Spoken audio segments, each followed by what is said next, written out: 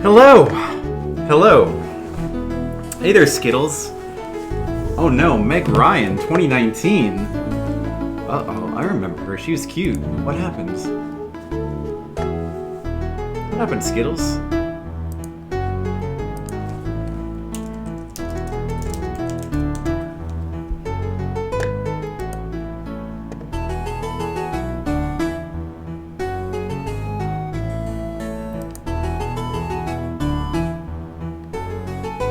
She doesn't look that bad. That's younger. She doesn't look that bad.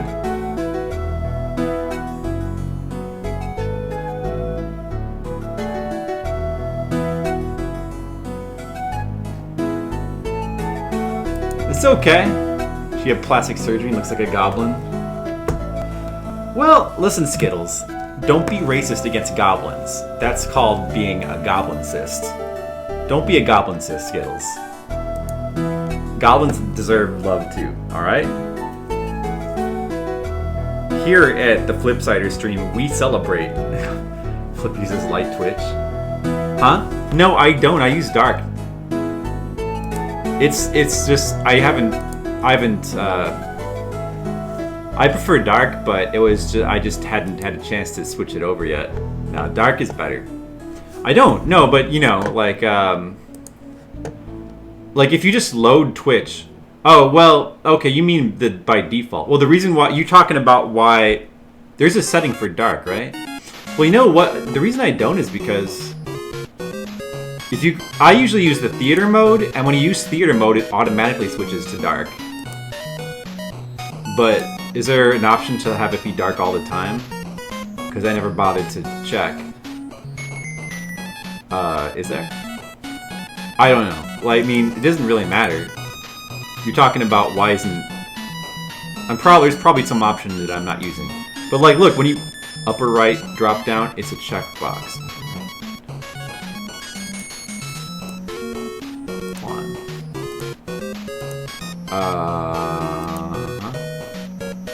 Oh yeah. That's true. Yeah, I never think about it because I'm always in theater mode most of the time. And see, well, for some reason, theater mode is dark by default. So that's interesting. Even if you don't have dark mode checked, theater mode is dark by default. So I never really thought about it. Huh? Well, yeah, like I said, I prefer dark, but I just am always in theater mode, so I just assumed that I was in dark mode. I don't understand how it works, you know? Like why, I don't understand why dark is the default for theater mode. If light were the default, I would have found a way to change to dark. Yeah, dark looks better. Light doesn't look good. Where, hold on. Yeah, let's go ahead. I should start arting. No, dark is better. I like dark better. But, you know, let me see. I gotta get the chat over here. Hold on a second. The chat here. Oh, wait, no. Chat. Oh. There it is. There's my chat. Okay. I gotta have my OBS window there. And then I can have song requests here. Okay, there we go. Light text and dark background is easier on yes for most people. Yeah. I like the way it looks better. But yeah, but it's weird because Twitch is just dark by default for the theater mode, right? So I wonder if there's a way to make, like, what about people who prefer light mode? Is there a way for them to use, like, why did they make it that way? Isn't that strange? You know what? I need more light. Hold on a second. Let me turn this light on. And where's my ruler? I need a ruler. Oh, there it is. Okay. Getting ready. Getting ready to do some art. Are you gonna do some of your doodles? Yeah, I'm gonna do some of my doodle skills. You know how it is. I like to do my doodles. Situated. Alright. Alright, I'm situated now. Okay. Are you ready for art? Are you guys ready for art to happen? Art is gonna happen now. Alright. Get my script page so I know what I'm drawing. Here it is, see? Script page. Get some pencils. See, look. Pencils. Look, I have a lot of pencils. Look at all the pencils I have. These are all the sharpened ones I have left. I like these, what are they? What pencils are these? All the brand name is sharpened off. Mono? Combo? I don't know.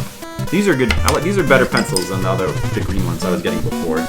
We'll take one art? Okay. Let me just wrap that up for you, Skittles. Hey, let's get one art for our friend Skittles over here. Okay, they're preparing in the kitchen.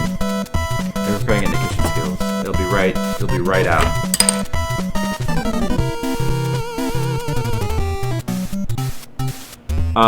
I'm not really monitoring the sound right now, so let me know if the sound is okay, because I can't hear it. I'm not going to bother because it's too annoying. I'm just going to draw. Oh, I like this song. You know why I'm not going to? Because Skittles, you'll do it for me. You'll let me know if it's bad. There you go. Put in that's our song. Put that in. That's the official song of this stream. Shatner on the Mount. Maybe one of these days we'll find, you know, an even better Shatner song to listen to.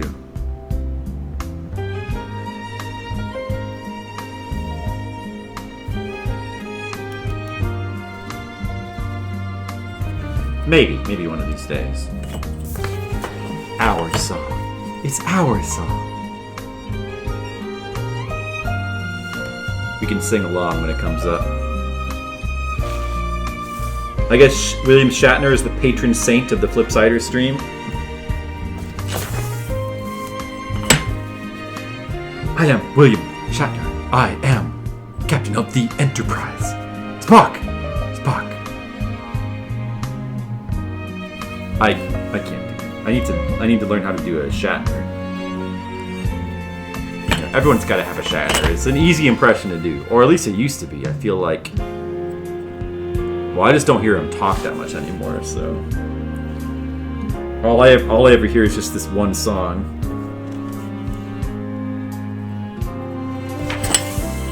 Spock, we've got to get that. We've got to. We need more power to the engine. Scotty, beam me up, Scotty. I am Captain Kirk of the Enterprise. How are you? Yeah, he's got that. That's the... He doesn't really talk that way. Lieutenant Shatner will slowly turn into Bane over the course. Well, perhaps he's wondering why you would shoot a man before throwing him out of a plane. Perhaps he's wondering why you would shoot a man before throwing him out of a plane. The fire rises. The fire rises. I'm trying to work on my. That's like cliche Shatner. That's not like real Shatner. That's like the cliche. That's what everybody does when they do Shatner. Is you just kind of staccato your speech like that.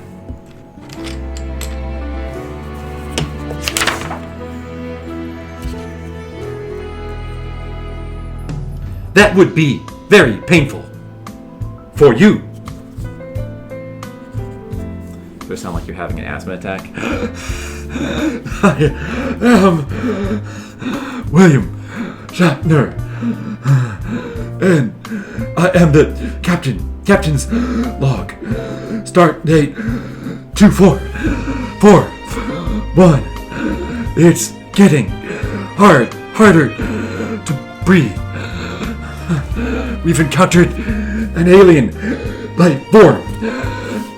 It's giving the entire crew asthma.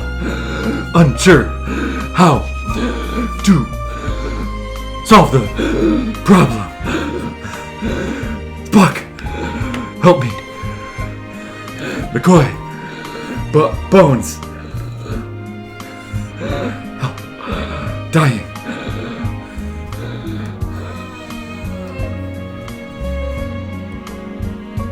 Remember that episode? That was a good one. You remember that episode, Skittles?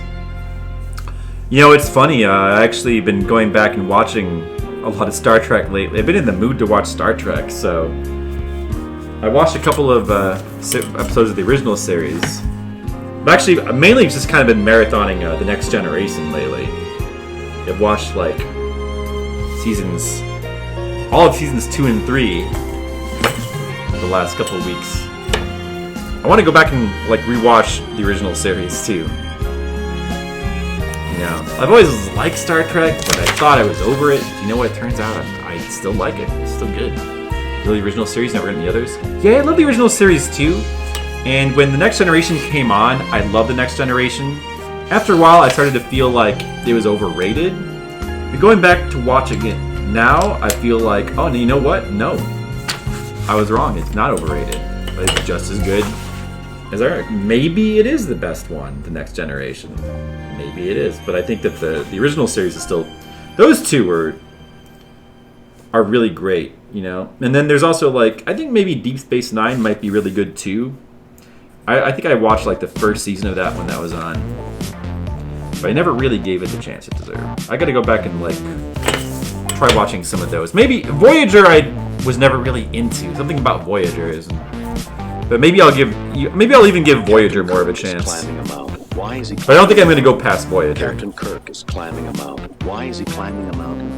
Captain Kirk is climbing a mountain. Why is he climbing a mountain? Captain Kirk is climbing. Hey, Frosty Panda, what's up? Why is he climbing a mountain, Frosty Panda? Do you know? You wanted Trash Panda, but it was taken. Is your name Trash Panda? Fucking Star Trek. Having an asthma attack. I've gotten full nerd. Oh my god. You never go full nerd. I'm sorry, I've gotten full nerd. Well, that's always like the most stereotypical. That's one of the most stereotypical nerds things is liking Star Trek. But I mean, like these days, considering that like everybody watches superhero movies and like everybody watches superhero movies, everybody watches sci-fi stuff. You know, it's everybody's a nerd now. Like superhero people, those are the true nerds. Superhero stuff. Star Trek, that's for smart people. I guess smart people aren't nerds. Peripheral. It's Frosty and that's Trek. putting me Please on the talk. mountain. You're only here for a minute. Captain Kirk Well, is hello for a climbing minute. mountain. Why is he You have some climbing a trash to mountain? die on Captain with Kirk is 14. climbing a mountain. Why is he climbing You'll be a mountain? healer. Yeah, when I was playing Final Fantasy 14, I was a healer Why too. is he climbing a Hold on a second. Captain I don't mean to Kirk take is up your climbing minute, a but mountain. I gotta sing along to this song. Hug To hug the mountain. Envelop. Envelop that mountain. To hug the mountain. To Envelop. Let's all, guys, let's all sing along, okay? Skittles, Frosty Panda, you know the words. He wants to make He love wants to the make mountain. love to the mountain.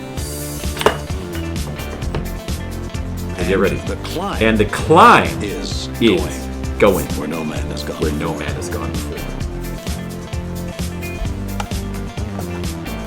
Where no man has Where gone no before. man has gone before. Get it? It's talking about gay stuff. Ha ha ha. The rock. Challenge the Challenge rock. Death. Death. Why do I climb the Why do I mountain? climb the mountain? Because I'm in love. Because I'm in love. He's in love, guys. That deserves your respect. He's in love. What's wrong with that? Do do do do. Yeah, I was gonna say, what am I doing? It's hard to draw and talk at the same time. You know, Frosty Panda, back when I was playing Final Fantasy 14, way back, during the limited time in which I played it, I played a healer too. And that's because when I first played Final Fantasy 11, White Mage was my first job, and I've actually raised White Mage characters in 11 like three different times. Once, the original time I played it, I played White Mage. When I went back, like in 2014 or something, to play it again, I made a new White Mage character, and then a third time when I like got back into like sort of the private server, I did a White Mage again. Little White Mage 3 different times, and I like to play. Yeah, I like to play healer type characters. I don't play a lot of MMOs, but if I did, I would probably play healer characters more. Running around with a target over your head. You're saying it's nerdy to idolize Norse gods who ride horses on rainbows. It might be. You know what? It just might be. Challenge the rock. That's right. I hope you guys are all singing along. You didn't cap. Did you flip? You didn't cap. What do you mean didn't cap? You mean in 14? In terms of level cap? In 14, in 11, in my original. Okay, let me answer this question. In detail. In Final Fantasy 11, my first character, I never ended up getting to the level cap because the huge grind. I only got to, I believe I got to around 67. Didn't quite make it to 75. It took a really long time to level, and eventually I kind of just burned out. Then when I came back, the second time, it was a lot easier to get to level cap. So that was during the Abyssea, so yeah, I got to the cap easily. Then the third time, no, actually the second time, no, that was during Aht-Urhgan, I think. Yeah, I already had the White Mage when I was in Abyssea. But still, it was a lot easier to get. In the Aht-Urhgan days, it was a lot easier to get to the level cap. And then the third time I went back for the private server, I only played for a little while, and I think I got to like around the level 30s. I was kind of more focused on fishing than like leveling. And I still might go back and play the private server more. I just haven't had time lately, but I think it's really fun. And then in 14, I was playing when the level cap was 50, and yes, I did get to the cap. I got up to the point where you could do like those big multi-person raids, which I hated. Like I hated the end game in 14. I loved the end game in 11, but the end game in 14, I just couldn't stand it. Like I tried a little bit of it, and I just hated it, so I stopped, and then stopped caring about it. Like I don't want the fucking best equipment. Fuck it. But yeah, I did. That was way back. Yeah, I was, and that's. I played. I never have tried any of the 14 expansions. I played the original release, not 1.0, but the ARR. I never got to try 1.0. I kind of wish I did because I'm curious about it. But the 2.0, the original release of 2.0 before there were any expansions, that's what I played. And to be honest, I didn't really like it. I kind of didn't like it. Like it wasn't. I didn't like the direction they took it. I didn't like how it was a lot more similar to World of Warcraft. And the instance dungeons I kind of hated. Although the boss designs were really cool, but took some skill. Someone trying to say it bad, something in one place took some bad adjustments. Well, I don't think that's accurate. That there's like 11 endgame takes a lot of skill. I don't think 14 takes any more or less skill. I think the problem with 14's endgame is that it tends to like, it's just, like, a lot of it is, or like when I was playing, a lot of it was just simply joining up with public groups of people who, like it was mostly geared towards these giant groups, and then you would tend to be funneled into them with, like, you know, these just public groups with, like, tons of people and they wouldn't be able to get along and cooperate, and it was just a hellish experience. It was like a nightmare experience. But to be honest, though, even in 11, I don't enjoy the big group endgame stuff. I enjoy the smaller group stuff. Like, my favorite endgame in 11 was the assaults. Like, you could go through that whole thing with, like, a group of 3 to 6 people. You know, well, you really needed 6, but, like, like stuff like Dynamis. I'm not as, like, 11 had I was never as big a fan as Dynamis. You know, I like the stuff you can do with smaller groups. I don't like giant raids. I don't think this is a rule. I don't think that giant, large person raids are fun. One thing I did love in Final Fantasy XI, though, was the Besieged. Like, where that was fun, where, like, you would have, like, these giant battles of, like, huge numbers of players against, like, huge numbers of enemies that were invading the town. So you'd get that experience of, like, playing along with hundreds of people, but you didn't have to join. Like, you were all fighting separately or in your own small groups. So that was kind of a way to have best of both worlds. But yeah, I don't like the concept of large raids. I don't like raids, you know. Hey, Mr. Leo, what's up? Alliance raids suck, and with you there, 14 actual raids are 8-man teams. Alliance raids are 24-man, which is basically LFR. Well, I don't know what LFR is. Looking for raiders? I don't know that terminology. I don't know. But that's just one thing.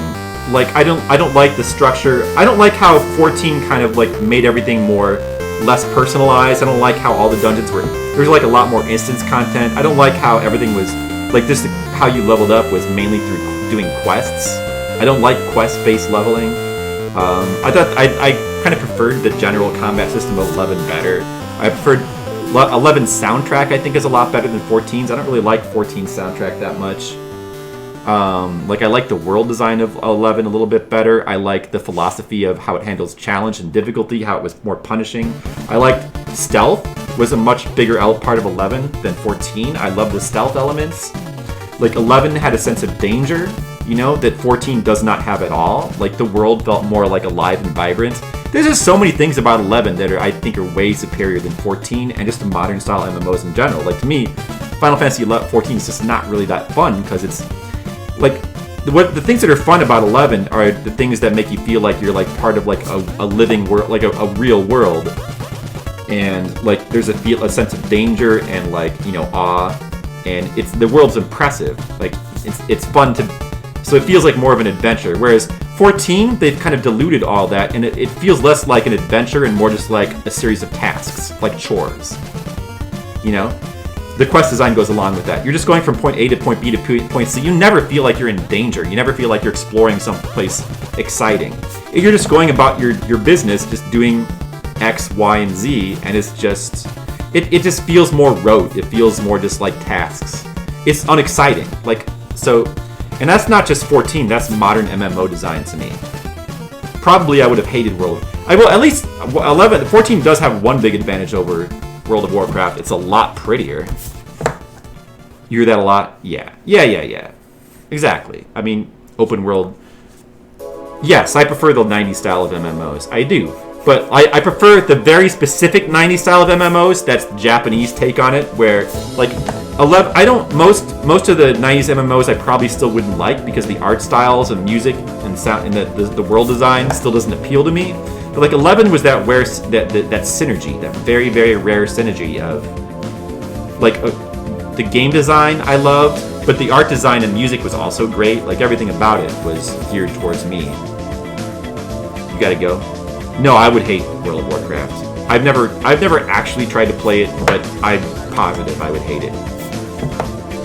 Okay, bye, Frosty Panda. Hey, wish you luck. And even though I may not be a big fan of 14, I hope that you enjoy yourself.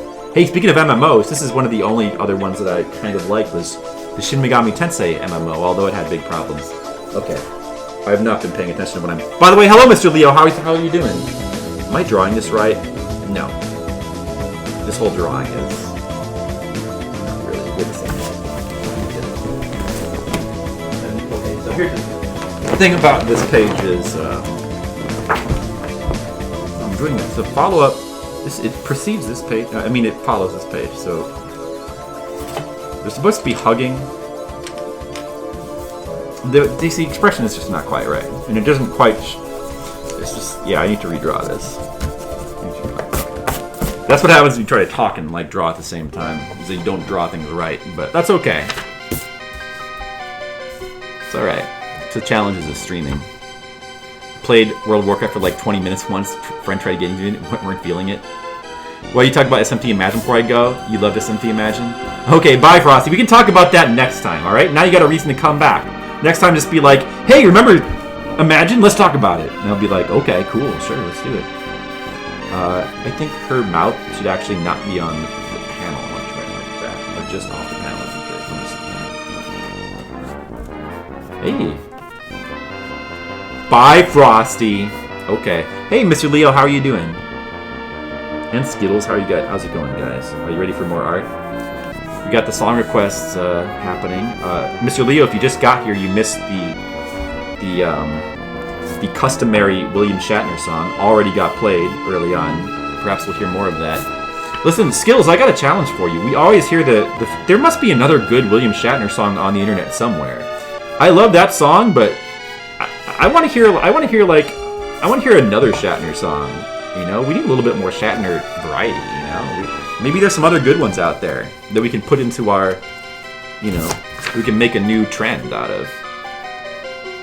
So find me another Shatner song to listen to. There's got to be another good one. Lost Islet sure is something. Yeah, it is something. So you're at Lost Islet, huh? So how many Lord Souls do you have so far? So that's one you don't have, obviously. Unless you already finished it. I know that you did Duke's Archives. I know you did New Londo. The other one is, maybe I shouldn't say just in case you haven't been there, but...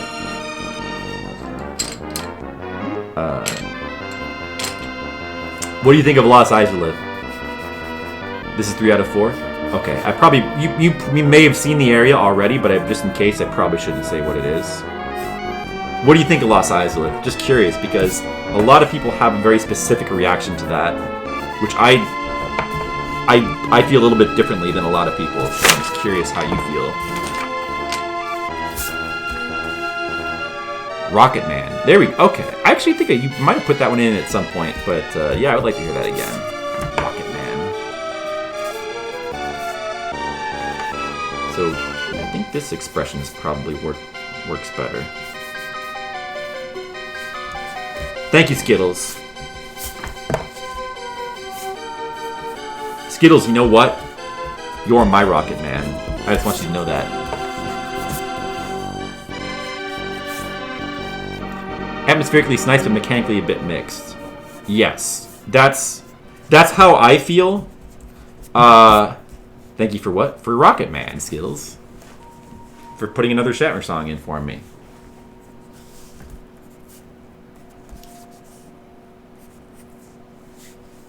I love Gloria Shatner spoken word covers.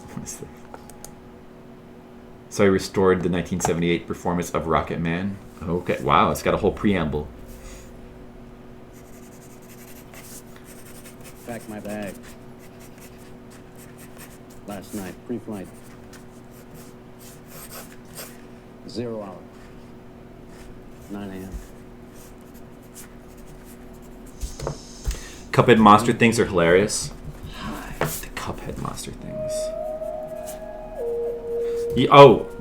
What are you calling the Cuphead? Are you talking about the fat things that kind of hover around?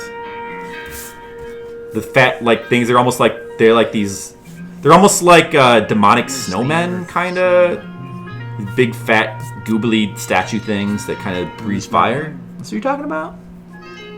Or are you talking about the giant dinosaur legs?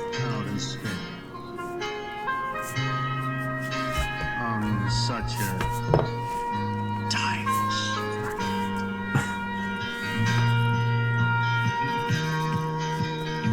They have a mouth thing on their heads, not the I think it's statue. gonna be Oh. long time. Oh, those... The guys... The giant mouth things. Basically, they're giant mouths on legs. I am back. Those things. Yeah, the Cuphead guys. I guess. I guess. If the cup were a giant maw, I guess I could see that. Burning out his fuse out here, alone. This is a pretty funny I think song. It's gonna be a long, long time. Till touchdown, bring me round again. Fine, I'm not the I like his man singing. think I am at home. Yeah, those guys are pretty hilarious. And the little like goober statue guys are pretty funny too. Yeah, Rocket Man. Izalith is a lot of people say that's their least favorite area, Izalith. Me personally, not me. My least favorite area is Izalith, or not is the Duke's Archives. That's my least favorite. Because I just don't find that area to be very. I like the Crystal Caves part, but the actual library, it's cool in concept, but in execution, I just find that area very. When I replay through Dark Souls, it's the most repetitive area to me, because like just every part of it looks the same, and it's confusing. Even if you've been through it like a bunch of times, it's always confusing, like what goes where, and It's just a job. it has cool atmosphere, but I just find it to be just too repetitive in design. And just less interesting. Yeah, so Lost Izalith, people always cite that. So apparently, I think the devs have gone on record as saying that was one of the areas that they wish they'd had more time to flesh out. Like it's a little bit unfinished. And people have kind of seized on that. Lost Izalith is an unfinished area. It's bullshit. Like personally, I don't hate. I kind of like Lost Izalith. Like I don't think it's a bad area. I think the atmosphere is really cool. I like the look of it is really unique. It does feel empty and kind of like it does feel a little bit lazy. The way they kind of just the way the enemies are placed around. But I'm a rock. It's man. let's just listen to this song for a second. Burning out his fuse out here alone. It's pretty funny. And I think it's gonna be a long, long time. A long, long time. I like how the different Shatners look at each other in the video. Long, long time. That's, And I think it's gonna be a long, Look. long time. they're all looking at each other meaningfully. And I think it's gonna be a long, long time. Yeah, it's a pretty good video. It's more of a better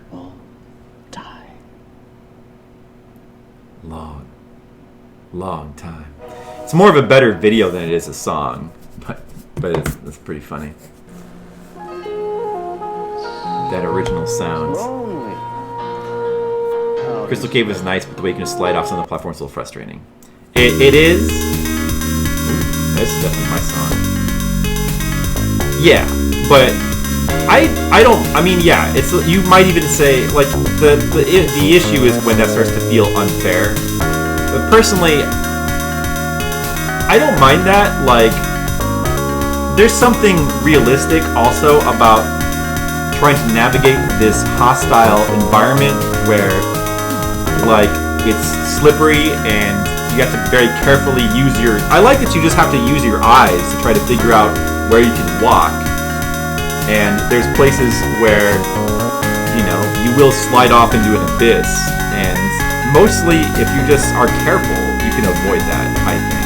And yeah, there's also invisible bridges and bullshit like that, but if you pay close attention, they do a pretty good job of like telegraphing that enough that it's pretty fair. Like the first invisible bridge you come to, there's a developer message right on the bridge. You can see it floating in space, and that most of the bridges in that cave are just straight bridges. And there's snowflakes which fall, and you can tell where the actual place you can walk is by looking at the snowflakes. You can also do stuff like shooting arrows into the bridge, or like dropping stones to see where you can walk. I think it's all, like, I love that stuff. I think it's all really cool. It's the gameplay wise, there's like a lot of ways to handle it, and it rewards you being cautious, like a lot of things in Dark Souls. Use stones. Yeah, you can also, if you don't have the stones, you can also just shoot arrows in it too, which is pretty cool. I think it's a really cool area. I mean, it's short. The biggest, it would be nice if the area was longer, a little bit more substantial, but I think it's cool.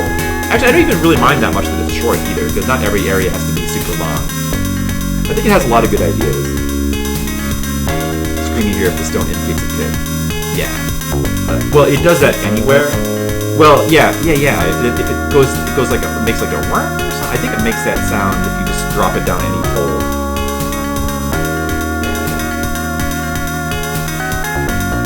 Android, let's be careful. If you're over leveled, fighting the boss is gonna be very easy. Yeah. Well, that is an issue. That is an issue with Dark Souls. I think maybe even more so with Dark Souls 1. But I think that can be an issue with any. It is possible to get. It's hard to overlevel. Like it's hard to overlevel like the bosses, the late bosses. But you can definitely get gear.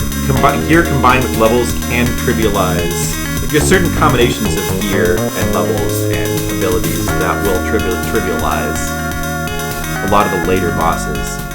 And after Ornstein and Smog, it is kind of a downhill slope with the bosses. There's nothing else that's quite going to be as challenging as them.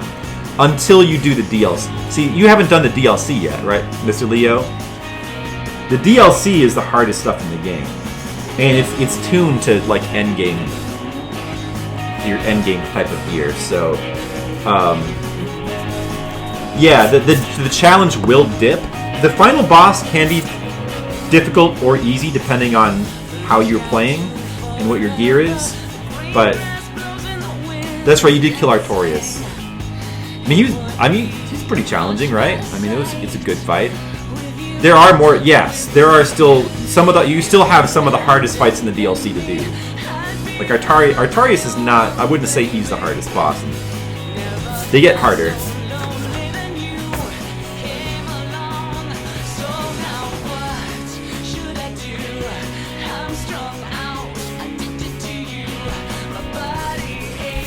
But Artorias does put up a very good fight. He's like one of the most agile bosses in the game. It's a very cool fight. Yeah, I think the difficulty does, in general, kind of dip a little bit after Ornstein and Smog. But, you know, it's very difficult to do a game like Dark Souls. The problem is, for any RPG or any video game, once you open up the world, then it's very difficult to maintain, like, a continual inclination of challenge when the developers don't know when you're going to go or what gear you're going to have. And that problem compounds near the end of the game, where they have to be more careful, because you could be under-leveled, you could be over-leveled. The variability in like how powerful you could be at the end of the game is a lot wider than it is at the beginning of the game. There's a ton of... So they have to be more... So just in general, difficulty tends to decrease near the end of RPGs, or open world, or any type of game with a lot of freedom.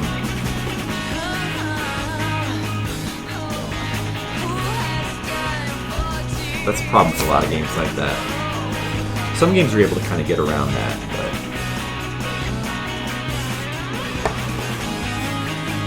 That's why the DLC is some of the hardest stuff in Dark Souls 1, because at least with the DLC, they can just simply tune it to endgame level, where it's still going to be a challenge, even if you're geared to like handle all the endgame stuff.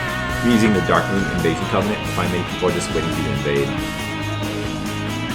Yeah, that is a problem with some of the covenants in that game too. That's true. Well, and also the way that covenant works, it tends to target people who will be like ready for you.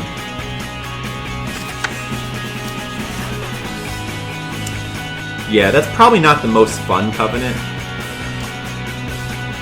The covenants in Dark Souls are cool, but they're not always super well thought out. When you play, do you bother with the invasion mechanics?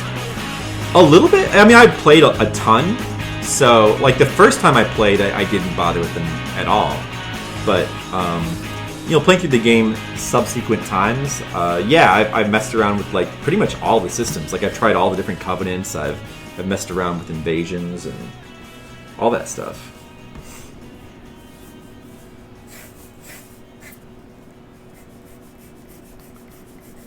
Yeah, I've done invasions and I've done like lots of co-op stuff. I've played a ton of Dark Souls, way too much. Especially 1. I haven't played 2 or 3 nearly as much. Or even really Demon Souls. Like I probably played 1 more than any of the other games.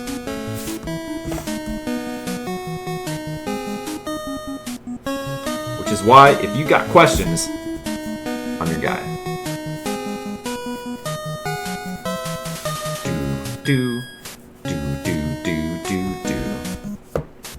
Dark Souls 2 gets ported to the Switch, you'd be down for playing. Yeah, you should give Dark Souls 2 a try. Like, if you enjoyed Dark Souls 1, I do recommend playing 2 and 3. I will tell you, I think Dark Souls 2 is the worst in this. Opinions differ. There's people who like Dark Souls 2 the most for some reason. Usually I think that's because that's the first one they played, and there's people with all kinds of different favorites, but it's a pretty popular opinion that Dark Souls 2 is one of the weakest. And if you play it, I think you'll see that like the mechanics just feel a little bit off to me with Dark Souls 2. They're just a little bit too sluggish. And the world design, I think, in Dark Souls 2 is just not as good. Neither is the boss design. It feels rushed to me. It's, well, the lead guy, the guy who's very famous, Miyazaki, he didn't lead that team. Somebody else did. But the team wasn't completely different. It was some of the same people. And they may have also like tried to bite off more than they could chew with Dark Souls 2. Like, it may just simply be too big of a game, because there's a lot of areas in Dark Souls 2 that feel half-baked. I think much more so than Dark Souls 1. It's like, to me, like, it's the difference between a game that's a 10 and a 7. Like, Dark Souls 1 is, I think, the best game ever made. Dark Souls 2 is merely a very good game. It's still a very good game. Like, it's still well worth playing. But I think it's a lot less consistently good than Dark Souls 1. But it still has cool stuff in it. It's cool atmosphere, lots of cool abilities and stuff, and it's got some interesting differences and nuances that makes it worth playing. Like, they're all worth playing, like 2 and 3. I don't think 3 is quite as good as 1 either, but it does have the best graphics of all of them, obviously, so. You like Dark Fantasy a lot? Yeah, me too. I like Dark Fantasy a lot. I didn't know how much I liked it until I played Dark Souls, really, but, I've always been a fan of Berserk, the comic, since the anime first came out in America. I've always been a big Berserk fan, and I've always liked horror. One of the things that first attracted me to Berserk was the fact that I recognized right away the influences from, like, Hellraiser, because I was a big horror fan. So, like, there was a natural transition for me from horror to Berserk, Dark Fantasy, and then Dark Souls, like, appealed to me right away because I recognized, oh, this is clearly drawing inspiration from Berserk. And there's been video game versions of Berserk, but there's never really been something that captures the feeling of Berserk really well. So, like, right away when I first... Demon Souls was the first one I played. Like, when I first started playing Demon Souls, I was, like, kind of just blown away by, like, how much fun a game could be that, like, really perfectly captures the feeling of, like, playing in a dark fantasy world like Berserk. It's like, oh, this is the perfect game for me. Wow, cool.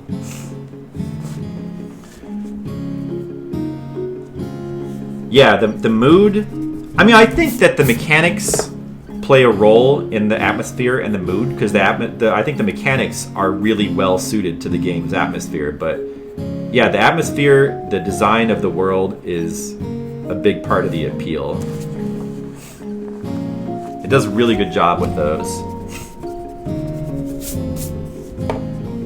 And if you like that, you should definitely try Demon Souls one of these days. It's still PS3 exclusive, but hey, speaking of Final Fantasy XI, here's some music from Final Fantasy XI.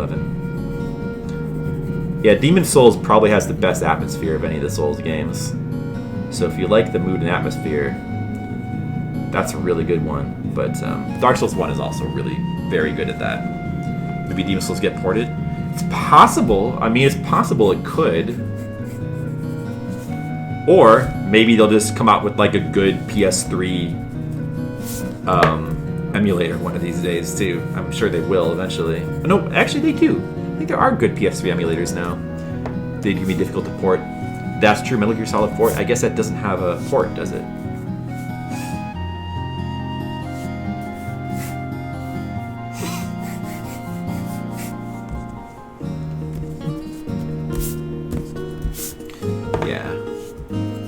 Yeah, and if you never had a PS3, I highly recommend you check out a game called Tokyo Jungle, which to me was like one of the biggest hidden gems on the PS3 that not enough people played. Really, really fun game. I mean, you know, a PS3 might be worth getting, you know? It does have some pretty cool exclusive games, like Demon Souls and what was it? Just Tokyo. What's it called again? Whatever I said. Brain stopped working.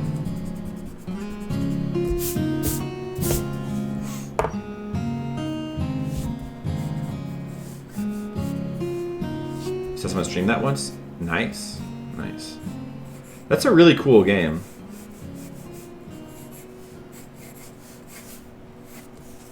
That was a really cool game.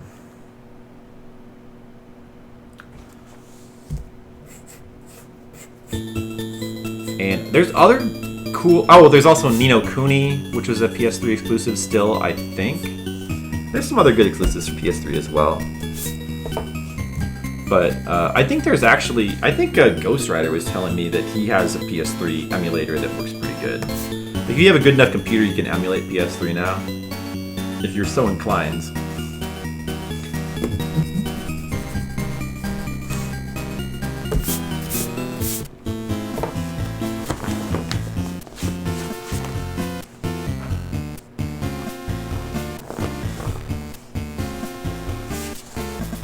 The Tokyo Jungle,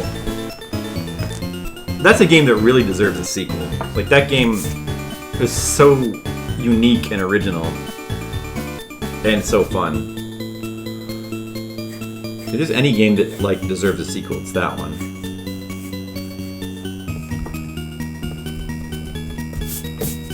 Or just a port for like the PS4 so more people can play it because it's such a good game.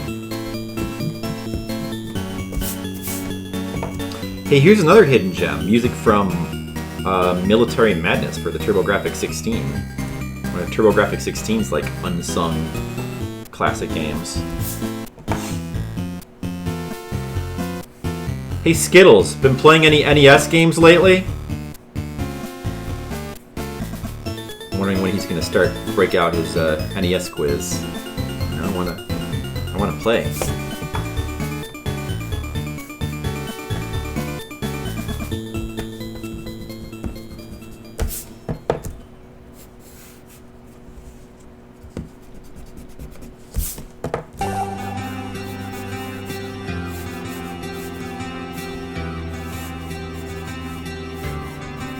You played 2 this morning? Alright, give me a clue, Skittles. I'm gonna guess.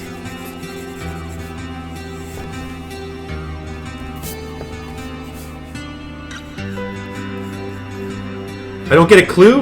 I don't get a hint?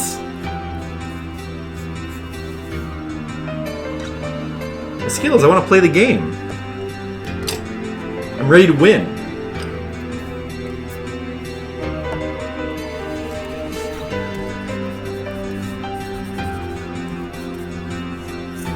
Put me in, coach. I'm ready to win.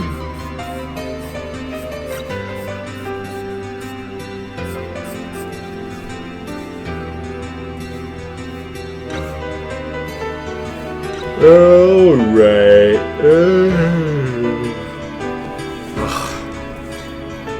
Drawing's hard work.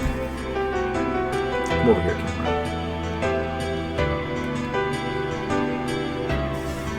That's a little bit better.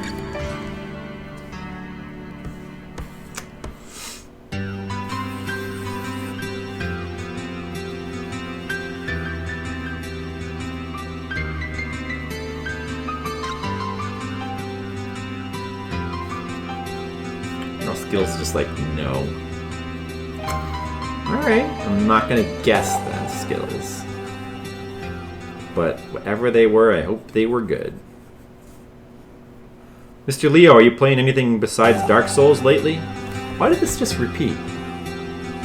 I don't know why it does that. It's weird. How is the sound level right now? Do you think the sound level is good?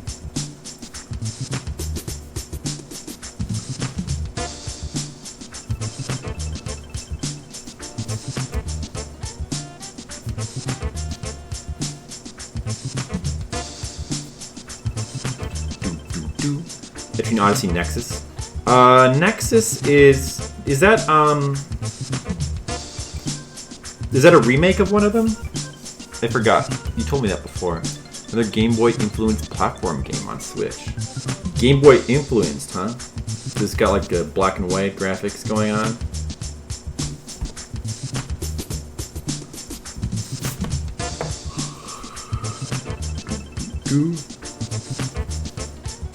This music is the great Yuzo Koshiro here. This is Streets of Rage composer. Doing not Streets of Rage. Kind of the best of it. Oh, that's right, the best of one. Yeah. Like the Monster Hunter Generations of Etrian Odyssey.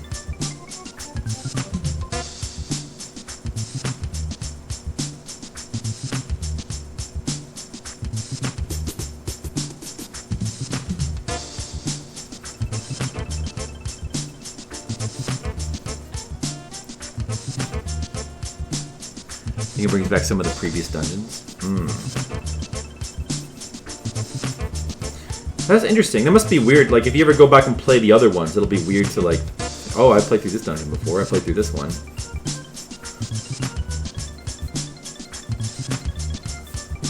I think Koshiro does the music in Nexus too. Oh yeah, I think does Yuzo Koshiro do the I think he does the music for all the Etrian Odyssey games, doesn't he? I think he does, doesn't he?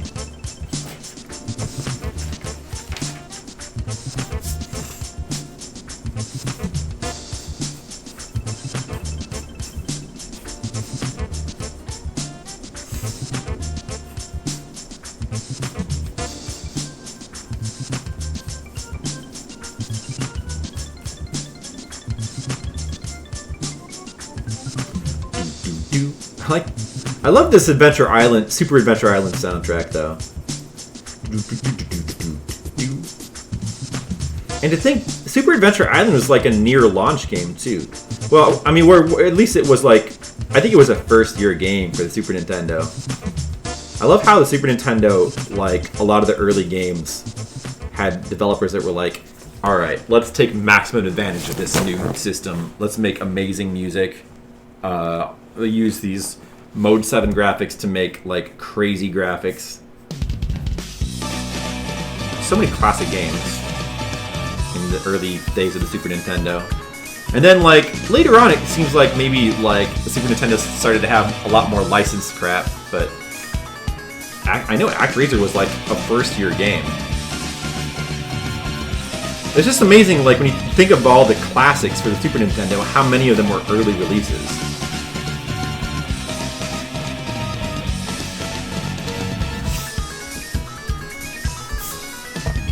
This is pretty cool. This is a battle track here. Battlefield, and so foolhardiness is sunk in blood. This is pretty cool. This is pretty good.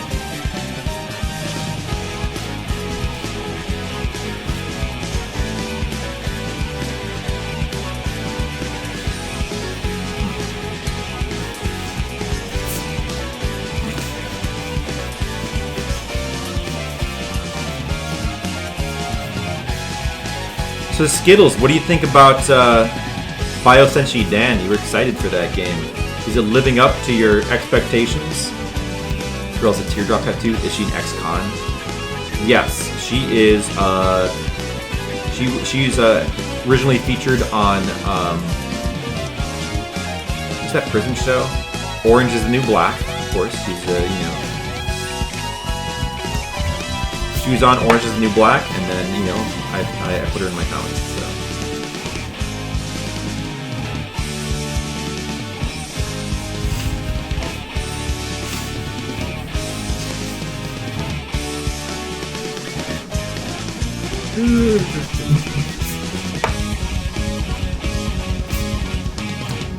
Oh, you put that one in. Have you been playing Umihara? I love that one too. How do you even know that track? You must have learned that one through me. The third Umihara Kawase game has got really good music. I like all the music and I like all of them. Like I like all the Umihara Kawase soundtracks, but the third one in particular has pretty awesome music. I actually think it's probably the worst of the games overall in terms of gameplay, but the soundtrack's awesome. I still need to like finish that game though. I mean, I have beaten it technically, but I've only gotten like you have to get all the endings. You can't just get one ending in Umihara Kawase. I think I've only actually done one ending path in that game. I need to go back and play more of it. You need to play more Umihara Kawase games. You need to play the second two. Like I played the first one a ridiculous amount, a ton on stream. Like we've done every single boss and like been at like all the ending paths. I need to play the others. I need to test out my Umihara Kawase skills on some more new levels.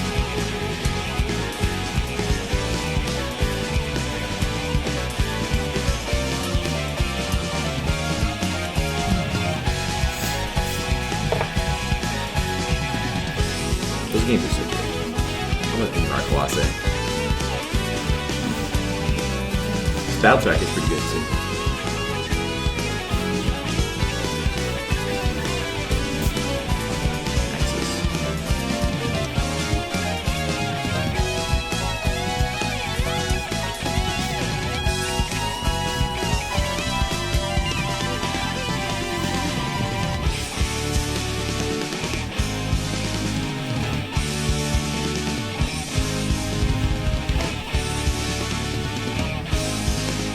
You need to learn to play an instrument. You'll learn the oboe. Have you decided for me, Skittles? I will learn the oboe. Okay. Well. Yeah, the oboe, sure. I could see that. I could see myself being an oboe player. Just bring my oboe around with me wherever I go.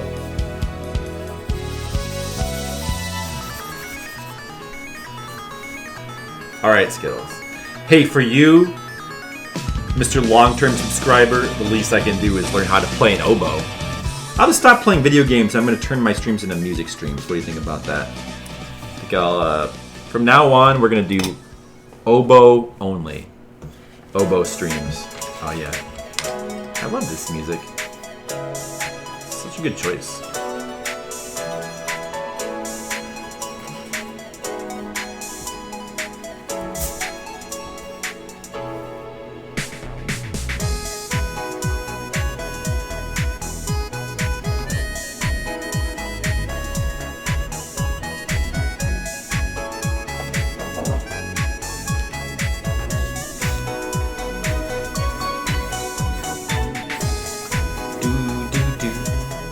This is good music for girls kissing. Great girls kissing music.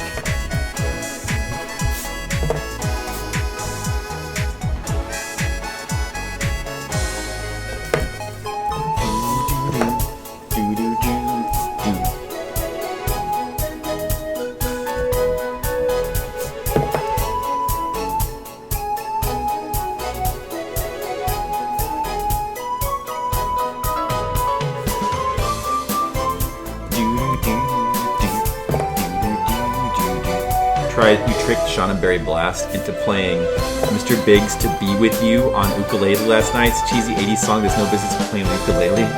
Oh yeah? To Be With You? Mr. Big? I've probably heard it, but I don't quite recall. What, does Shauna Berry Blast play ukulele songs on stream now? Is that a thing she does? Is that why you brought up the musical instrument thing? Because, like, Shauna Berry Blast plays ukulele and what's his name? Angry Lanks plays drum and like is that going to be the new thing? Like we're all going to be music streamers now?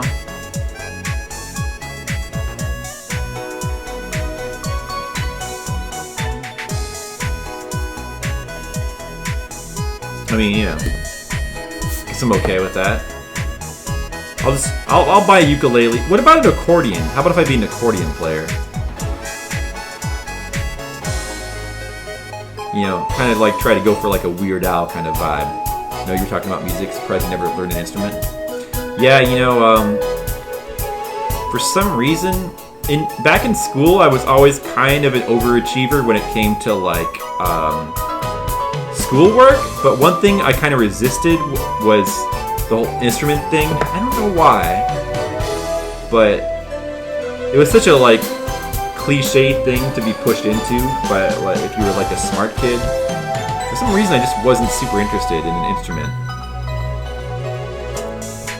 I guess even back then I was more of an artist kind of person, so I figured I don't need to play an instrument. You know, I'd rather just do art.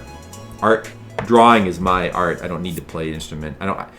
Also, the idea of like joining bands seems dumb to me too. I like this song. Star Trek plus asthma plus accordion. There you go. Semi-mandatory. And like it was strongly encouraged among like honor students, but I resisted it. I didn't want to.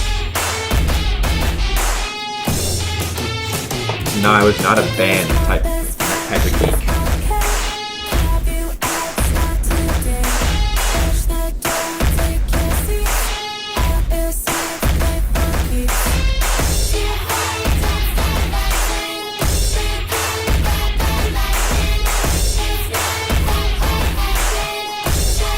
It's like Riot Rhythm. I do have asthma though. I actually do have asthma. I don't know if you know that. Although my asthma hasn't. I used to take medicine for it. I actually stopped taking my asthma medication that I was taking like a while back. I stopped because after I lost weight, I didn't have as much problem with it as I used to. But I still have an inhaler, and I use it like occasionally, very, very rarely. I will use it. And I don't have as much problems with asthma as I used to have a little while ago. But I had problems with asthma as a kid. Drums. Yeah, drums, they're like a cool instrument to learn. They seem like a cool instrument. So, but still not really my thing.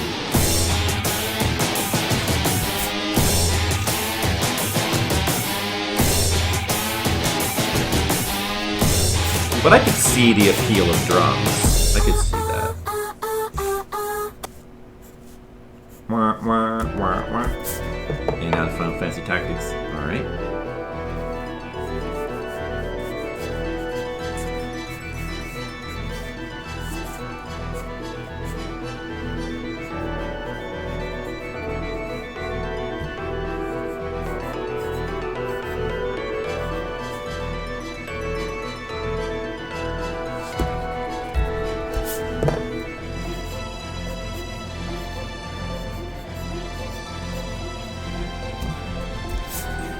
Let's leech off me.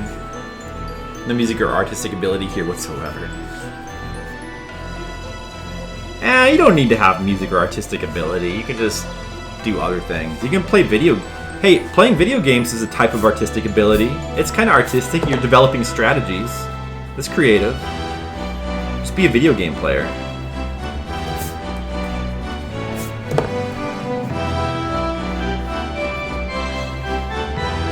Be consumer of art.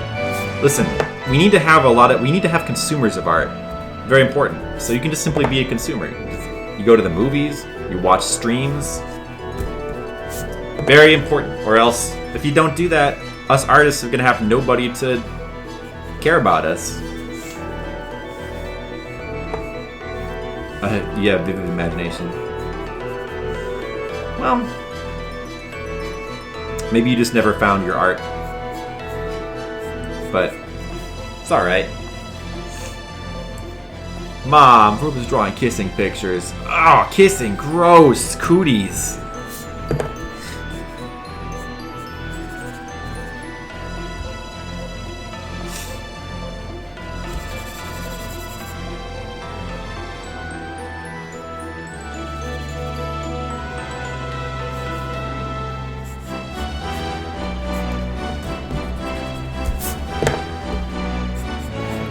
not everybody has artistic ability. You know, we all have our own thing. Not everybody needs to. I mean, art's, you know, you can always. I think if you're simply just consuming art, you're still part of the art world in a way. But there's different ways to be creative. I'm sure you do. There's something you do in your life that is a way to express creativity. Even just like being around your friends and found potheads to be annoying. I find them to be very amusing, but I could see that. Even just being around your friends and coming up with funny jokes is like a type of creativity if you think about it. Lots of ways to be creative. I love this song. Right now, you're on the threshold I don't even of want to talk over it. adventure showtime. 1, 2, 1, 2. Damn, this game was awesome. All that remains of I love the Danganronpa game. Right now, you're on the Man threshold tongue. of amazing adventure showtime. There are tongues inside their mouths. There you go, There you go. Mr. Leo is here to meet your demands. See? See, there you go, Mr. Leo. That's you're very creative when it comes to emote usage. You know, you're always got an emote ready. You know, see, there you go. That's the type of creativity. Counts. Right now, you're on the threshold of amazing adventure showtime. Emotes are your preferred medium. Nothing wrong with that. It's a perfectly valid niche. And we appreciate your emote usage. 2. E is all that remains of a once powerful showtime. Right now, you're on the threshold of an amazing adventure showtime.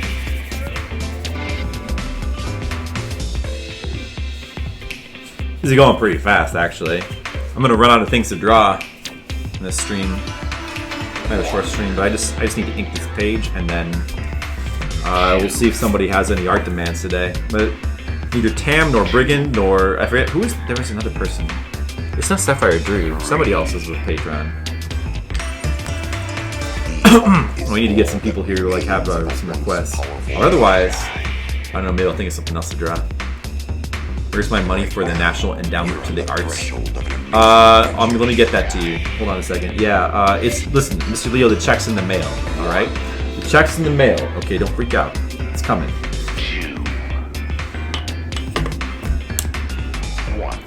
Did you ever see the movie Big Trouble in Little China? I love that. I love that little speech he gives at the beginning of the movie. Kurt Russell. It's like, what is that dude's name? What is his name in that movie? What is his name? I forget his name. He's got like, one of those kind of funny names. Kurt Russell. Big Trouble in Little China. Jack Burton. Yes. Jack Burton.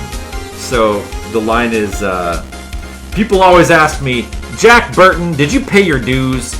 Did I pay my dues? Well, let me tell you, the check's in the mail. That's the real inspiration for Mortal Kombat. Yeah, exactly. Those dudes walking around, like, clearly Raiden is based off of those dudes from those electricity. They even have the exact same hat. The electricity dudes from Big Trouble in Little China. Isn't there? There's even a scene where like somebody's eyes like bug out and like there's like a scene in Big Trouble in Little China that's like almost like a prototype for a fatality. There's like one scene where like I think a dude like he gets pumped up full with air and and you can see his eyes bugging out of his face and then he explodes. It's basically, it may as well be a Mortal Kombat fatality. You know what I'm talking about? Like the flying eyeball monster. I don't remember that. Is there a flying eyeball monster in that movie?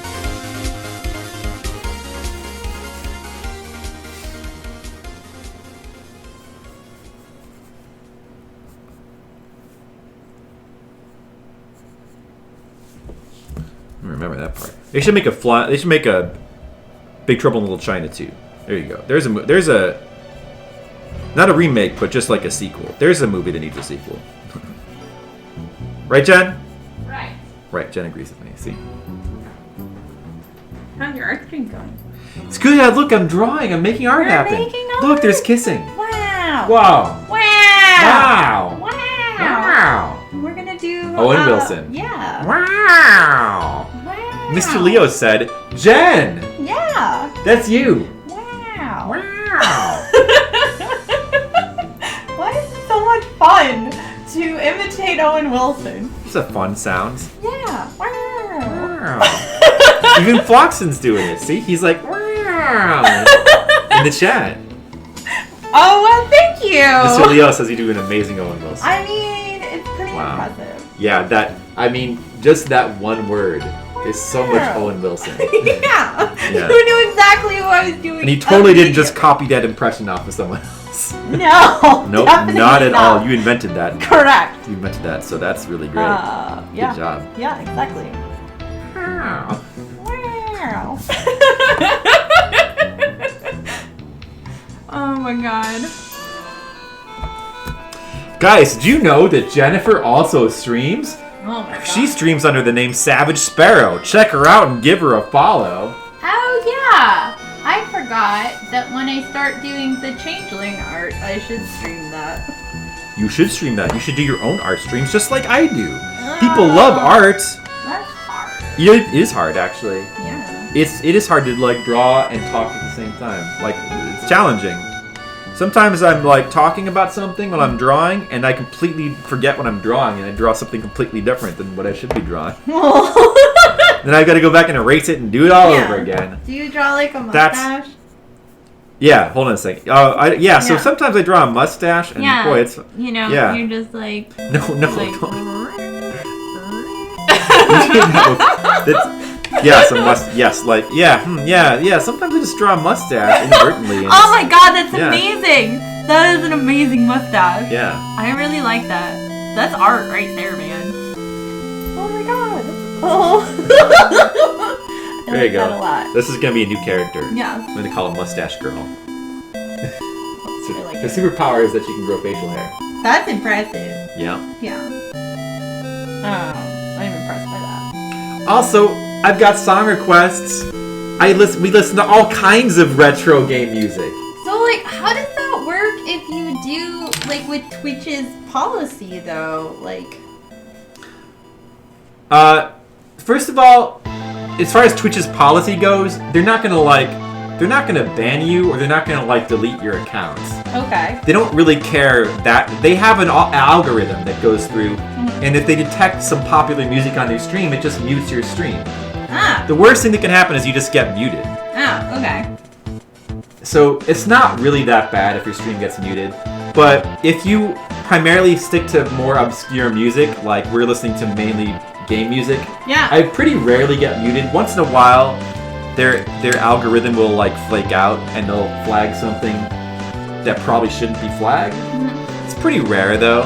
It's even happened to me. Like there was one stream where I was playing the video game, DuckTales.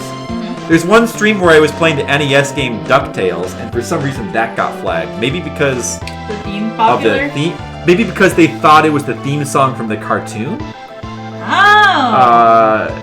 But or, I don't. or level 2, the moon song is really popular. Yeah, but that shouldn't. Like, I don't. That's maybe it's weird to think that would be protected, but yeah, I mean, most of it. Like, if you stick to playing more obscure music, you're probably gonna be fine. Like, I don't think I will go to the gym today after all, because I'm just like, I keep getting distracted by doing other work stuff, so.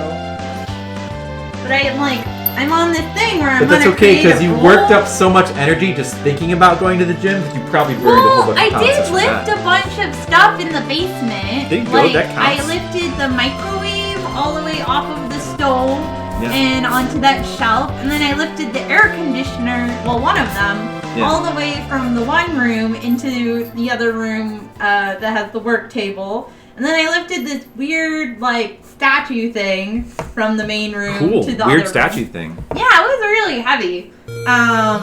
Good job. Yeah, so I did lift a bunch of stuff, which is good, but like It's good. not. I would have rather done like cardio stuff. You can go to the gym tomorrow. Yeah. I have to remember to go to that investment meeting thingy. Okay. I know. Have fun. I mean, I'm not going now. Alright. Have fun later. I do my doodles while my wife lifts heavy appliances. Sometimes.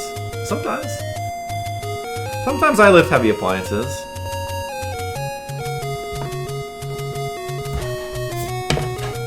Do do do do do do.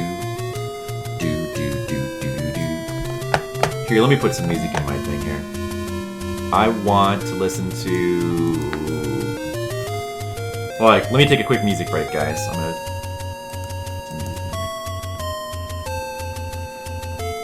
I want to put in. This song just reminded me of another song I want to listen to. Oh, preview. I'm gonna put this one in. Okay. It's in. You'll see what it is soon. Alright, I'm gonna finish this page up. Hey Floxit, how's it going? Just lurking, huh? Song reminds me. Yeah, this song reminds me of The Legend of Zelda. I don't really know why. Maybe it's because it's from The Legend of Zelda, but I'm not. That could be it, but I guess nobody really knows why.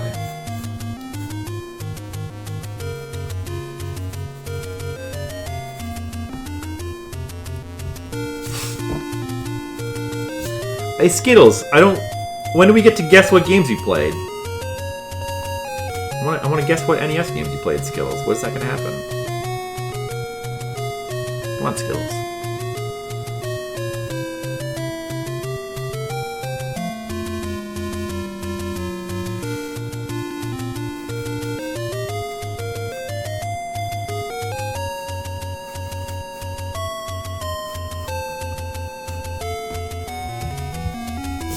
No.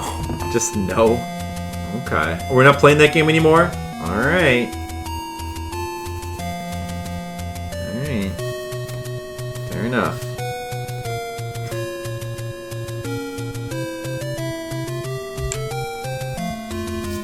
Alright. I guess I'll just guess what games someone else played then.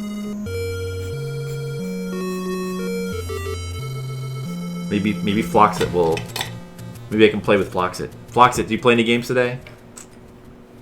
I'll guess what they are.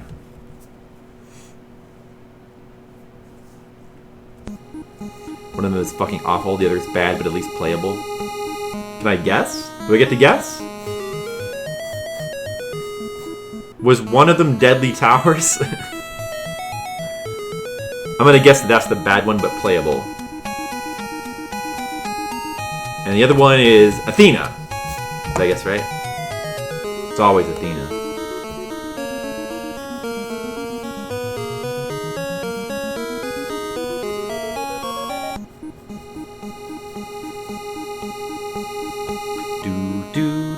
Legend of Kage and Funhouse. So Legend of Kage is the bad but playable one, right? And Funhouse is the absolutely fucking awful one, right? Funhouse! I remember that game. I remember seeing Timar play that. That game did seem terrible. Backwards? Really? Huh. You think Funhouse is playable? Well, I mean, I have never tried playing Funhouse. It looks horrible to me. It does not, it looks like a total absence of the thing in its title. Fun. And really a house, too.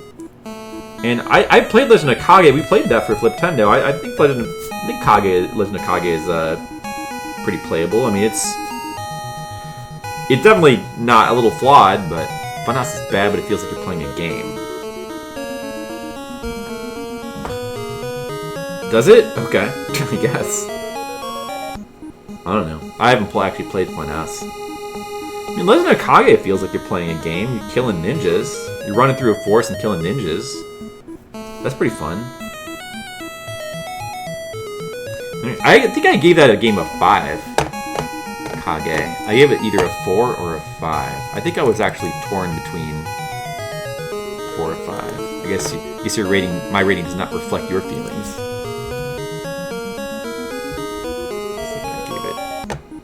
Funhouse I don't think is till a lot later. Yeah, I gave it a 5 and a 4. I thought it was alright. I mean, I guess some people don't like it. Feels a series of flashing colors and things and miserable experience that ruin your day. Okay, sorry. Well, Kage, Legend of Kage, one of the problems with that game is that you can just mash buttons and kind of get through it for the most part. But it's not foolproof. It's difficult. But for the most part, you can just kind of mash the sword button and you can get through most of it. Like, it didn't really take me that long to beat it. But to, like, really be good at it, I think you have to actually time your slashes, which is difficult.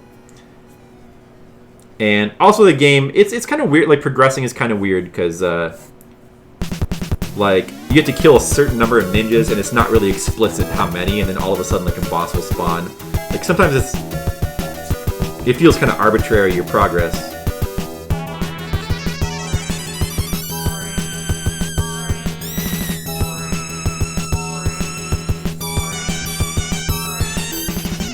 Oh, I love this music. Hey, speaking of a good game, I'm looking forward to when we eventually... This probably won't be for a while, but Lagrange Point will probably be a whole lot of fun. That's like a lost hidden gem Konami RPG. It's got, like, it uses a special sound chip. If you listen to this music, this is the battle music from Lagrange Point. I've got a feeling it's going to be, like, really awesome. So I'm looking forward to that one, but that probably won't be for a long while. Big, ugly face is as dumb as a butt. Okay. It's dumb and stupid and you hate it. Alright, Skittles, I'm sensing you have some strong emotions. As Counselor Troy would say from Star Trek The Next Generation, I'm sensing anger. I'm sensing anger and hostility. Thank you, Counselor Troy. Number 1, engage. Captain, I'm sensing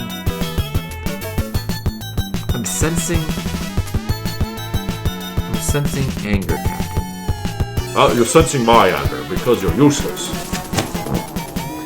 Yeah, we were just talking about... I've been marathoning Star Trek The Next Generation lately. That's like the thing. That's like my big thing lately. Man, I forgot how good it was. I forgot, like, I watched it when I was a kid. I loved it. Then I watched reruns. I still liked it. But after a while, I sort of convinced myself that it wasn't as good as I remembered. But I've been going back to rewatch it recently, and you know what? It's as good as I remember. It's actually maybe even better than I remember. It's funny how my opinion has kind of shifted around. You know what else is weird? I used to hate... Like, I went through a period of time where I thought that Data was, like, the worst character. But now I kind of like him again after rewatching this show. Data's a weird character because... Now I kind of love his character, but, like, I'm still aware of the reason why I hated his character, because I always remembered the cute, dumb Data moments where they would write him really terribly was what dominated my memory. Like, I forgot how good Brent Spiner was playing him. Like, it's such an amazing performance that even the times where Data is written stupidly don't make such a big... And they're actually pretty rare. They're more rare than I remembered. Every time I get into it, watch the first 10 episodes and lost interest. Yeah, the first season of Star Trek The Next Generation, Troy was always so useful.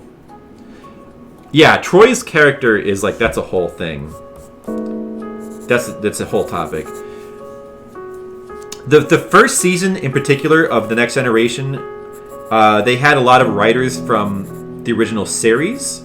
They didn't exactly know what it was going to be. You know, they were basically trying to write it like just simply an updated version of the original series. So like a lot of the plot lines were very much, but it didn't really work for the new cast. Like it felt very campy, and they just weren't. It wasn't quite working. The Red Line videos on Discovery, they hate the hell out of it. Yeah, I have watched those videos, and it's pretty hilarious. And based on what I've seen of Discovery, which is not much, I watched the first episode. I kind of hate it too. I'm sure I would hate it. Like, I think it seems very anti-Star Trek. It's not what I want. You missed the 60s camp. Yeah, I like the 60s camp. I like the whole vibe of the original series. The first season is cringeworthy. The first season of DS9 is... Yeah, because it takes them a little while to like to figure out what they want to do. But see, the thing about that first season of TNG, like, I don't like they just didn't.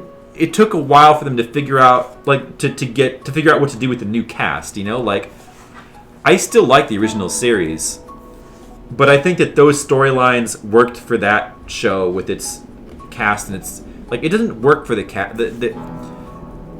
They needed to find a different approach for that cast. You know, and like it just took them a while. Like the second season gets a lot better, I think, and then the third season gets even more better.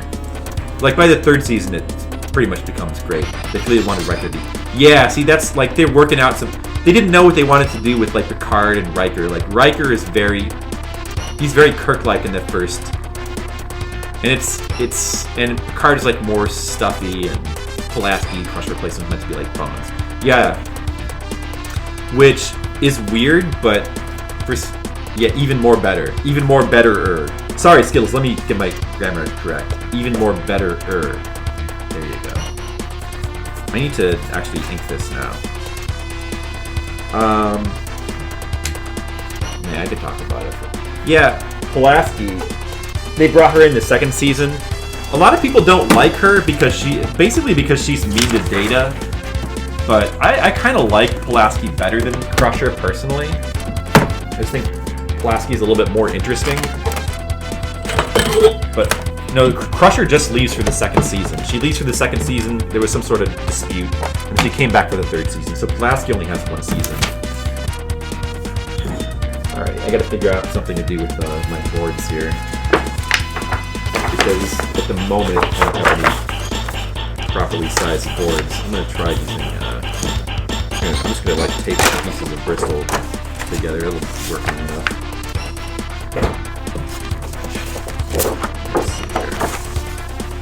Oh, where's my tape? There it is. She was removed in the second season, replaced with a crotchety old woman named Pulaski, who was similar to Bones. Well, she wasn't really similar to Bones. Like, that was sort of the conception. That was the idea with the character, was that she and Data would have, like, a similar thing to Bones and Spock, but it didn't really work out. She was, like anti-android. But it was like, it was a lot like lighter of a touch than it wasn't really the same. Like the first few episodes, there's a couple of like little comments she makes about like Data, like, oh, I'm not used to working with androids. What is your name, Data? How did they explain that with their son still being there? They just said that she had to go away to like she had to yeah, she was called to do something at a starbase, just some bullshit. But Wesley was just like stayed there, and they had an episode where they were like, okay, we've got to be like parents to you now. Yeah, whatever. They explained it. I kind of liked Pulaski. Like, I thought she was okay as a character. I liked her. I don't know. I liked that she was like a little bit more down to earth than the other characters. I kind of appreciated that. Whereas Crusher is a little bit more boring as a character. Like, I don't know, I think she's probably the worst character on the show. Actually, maybe, to be honest, kind of Riker is. Just simply because I kind of think that Frakes is like the worst of all those actors. Shit, Oliver. I don't mind Wesley either. A lot of people hate Wesley for some reason. I think he's alright. Crusher was meant to be a romantic card, but never worked out. Yeah, well, yeah, they sort of implied that was going to be the case originally. But oh, you know what? I don't know if this is going to work out. Because where the board overlaps here, it's kind of awkward. I mean, I guess I can ink. I can still see. I guess I can ink through this. Maybe I should. Alright, maybe I should actually do something else.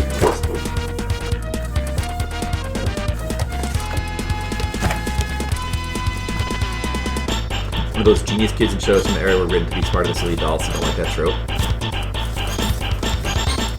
Yeah, I mean, that is kind of the trope, but I don't think they usually portray him as... Yeah, he like, will come up with, like, smart ideas sometimes, but...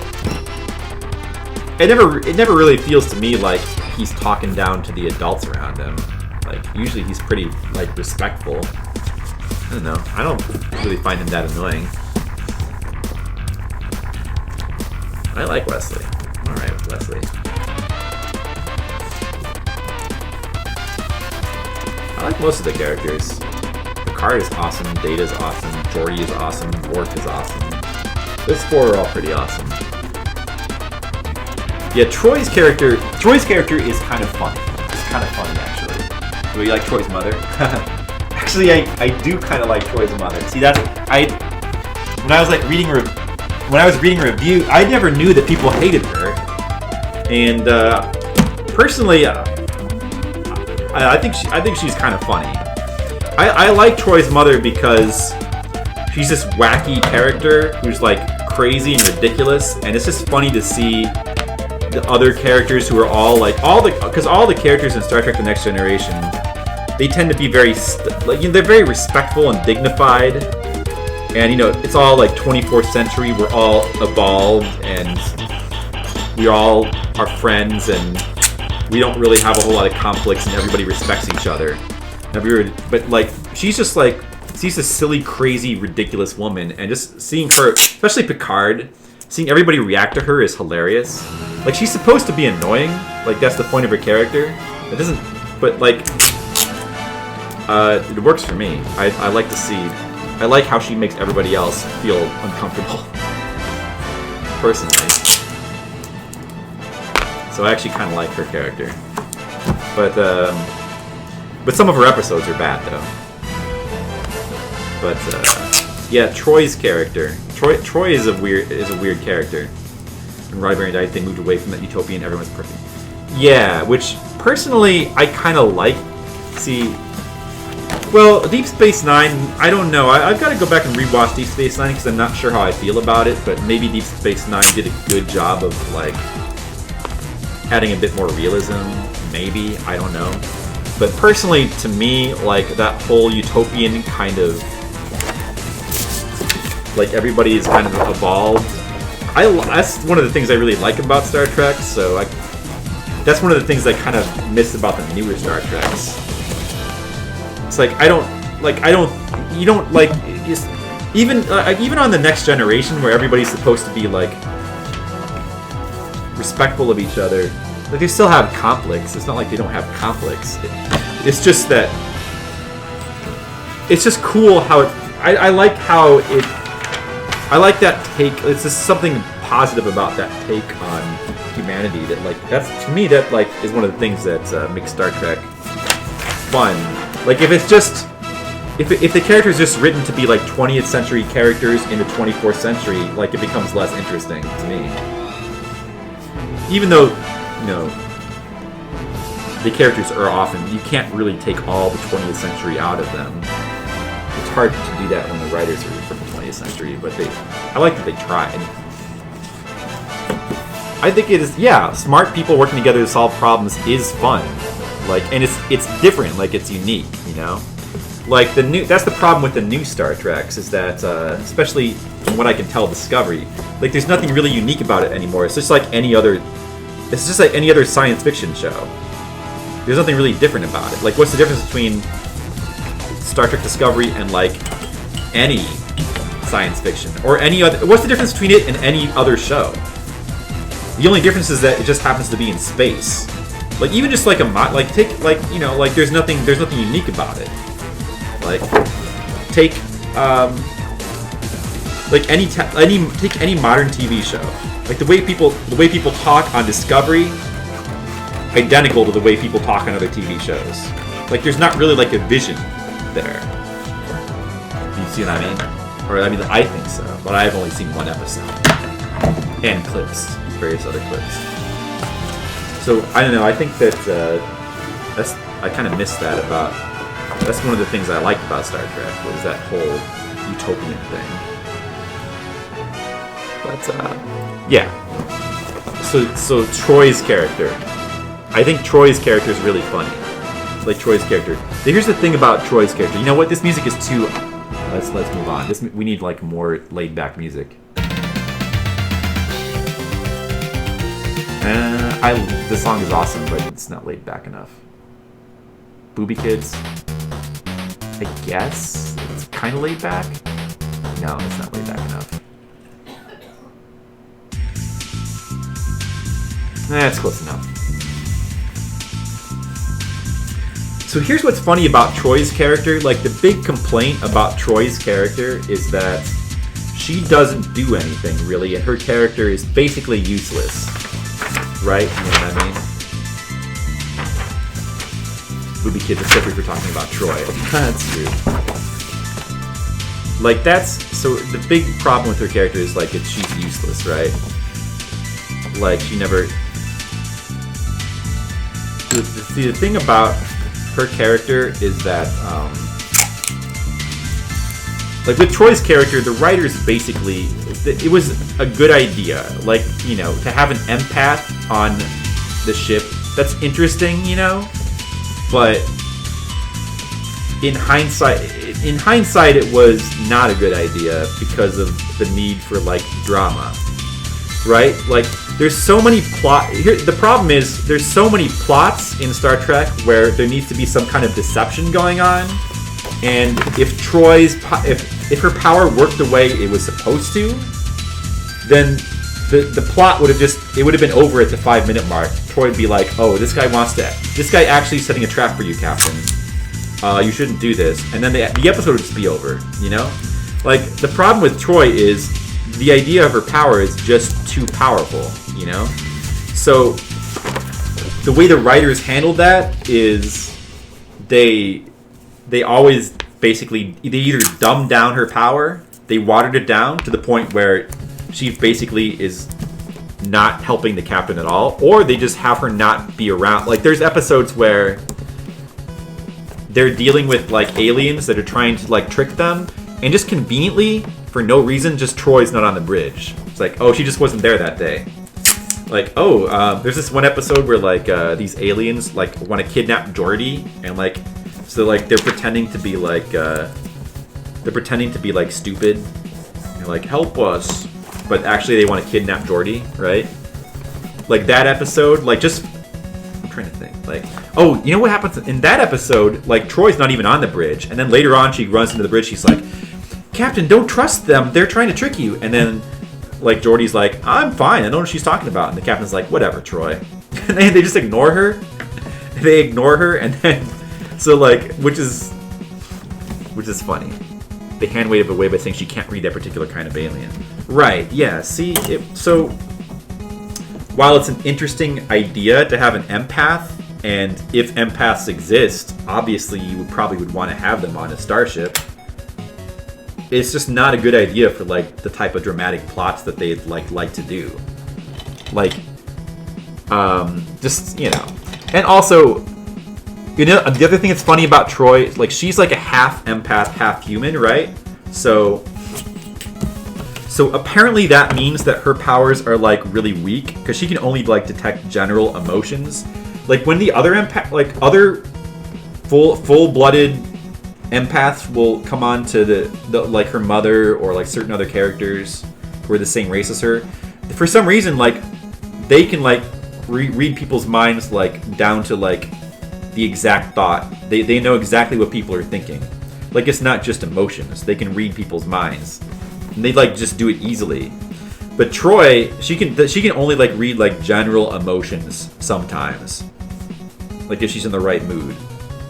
Like, her power is really weak. Like, and so it's kind of like, if this is the flagship of the Federation, why do they have a half, like, an ineffective half empath when they could have, like, why not get, like, a full-blooded empath that's, like, way more powerful? Like, why is Troy even employed by the Federation? Why would you want, like, a half empath, like, a weak empath? Like, aren't there, like, full-blooded empaths that are, like, out there for hire? Like, how does that even make sense? It doesn't make any sense. You know? But they if they had a full-blooded empath in the show, they wouldn't be able to have any plot lines. So yeah, so like, you know, I can understand why they like tried to do that. Like they wanted to try the idea of an like, it sounds like a good idea in theory, but when you actually put it into practice, like the writers realized, oh, we have to basically neuter her power every episode. So it's like it's no wonder people kind of feel like Troy is useless, because they had no choice. Like the writers had to water her power down. I just think it's pretty funny. Like I still like Troy. I like her whole vibe. I like her like weird kind of accent that she has. But yeah, it kind of sucks that like her function on the ship is basically reduced to like guidance counselor.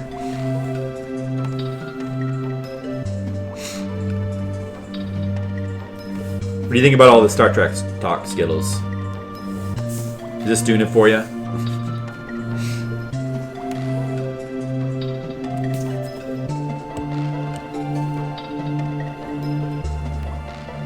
Ooh. But Star Trek is good though. Star Trek: The Next Generation is a really good show. It stands up. I just watched the two-parter with the Borg, where like the one where they capture Picard, and man, that episode's really good. It even has like good music. Like, it's weird to go back and watch a show from the 90s that actually has like pretty good music. Like, television shows today never have good music ever, except for like maybe Breaking Bad or Better Call Saul, but even that is like not so much score as it is like just good song choices, which is not the same thing.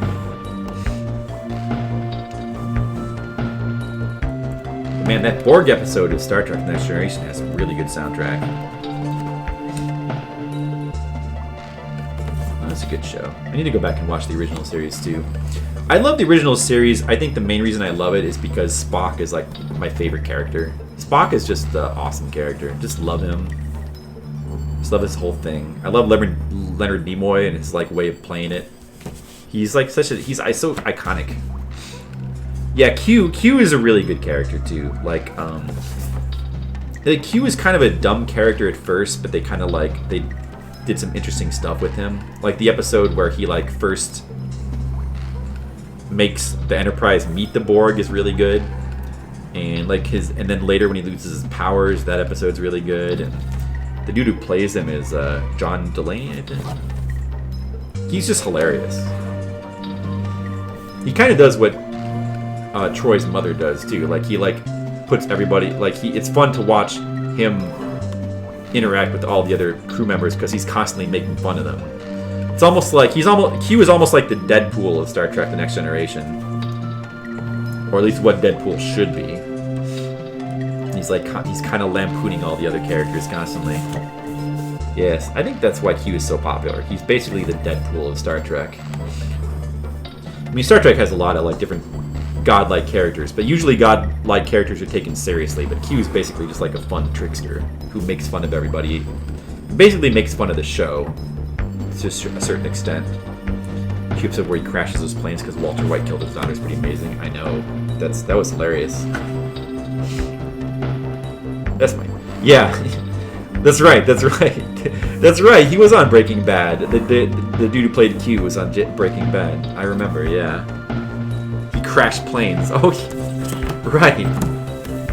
That's right. I remember that now. Yeah, and John Delancey. That's his name. The bit part of Breaking Bad. You jump out your and yelled, "It's Q!" I know. I mean, we all did, of course. A much more serious Q. Much more serious,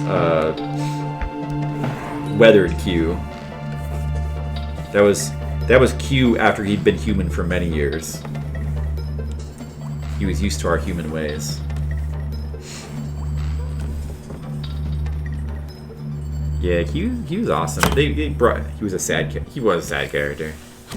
Well, I mean, it's Breaking Bad. Everybody was kind of a sad character in Breaking Bad. Who wasn't a sad character?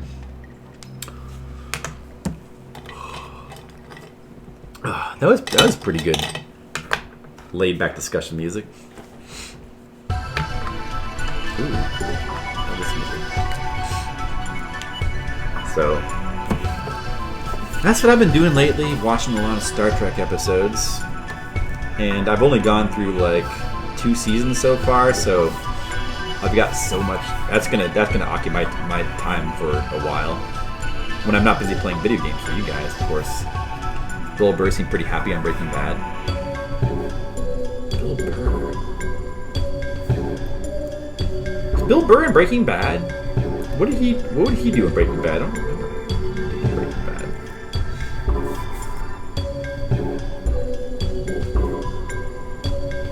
Wow. I do not remember that at all. He's one of Saul's guys? Was he? Wow. I do not remember that. Alongside the Divine. Really? Really? Wow. Wow, how did I never notice that? Yeah, I guess at the time that I watched that, which was like a lot, you know, probably about a decade ago now, I guess, I just didn't know who Bill Burr was. And now I do. It's been a long time since I watched those early episodes.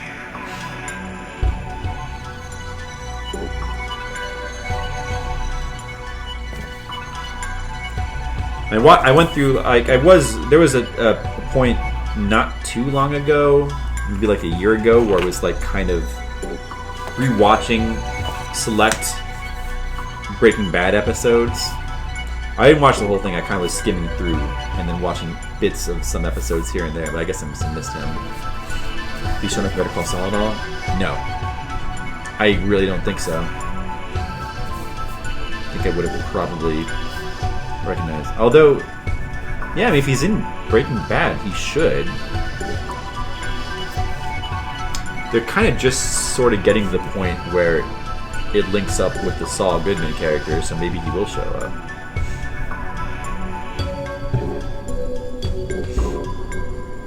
That'd be cool. It would make sense. It's true. I mean, that big black dude showed up. He's been in there. What's her name? Played the secretary. She's been in there. I think all the other characters related to him have shown up at this point. Yeah, do you watch Better Call Saul? I really like it. I think I might actually like it more than Breaking Bad. It's really good.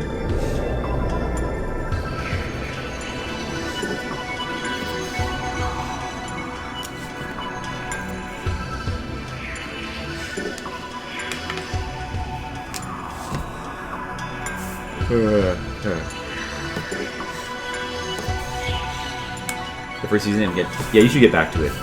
It just keeps getting better and better. I think you're up to there's 4 right now. I don't know when 5 comes out, but I'm looking forward to it.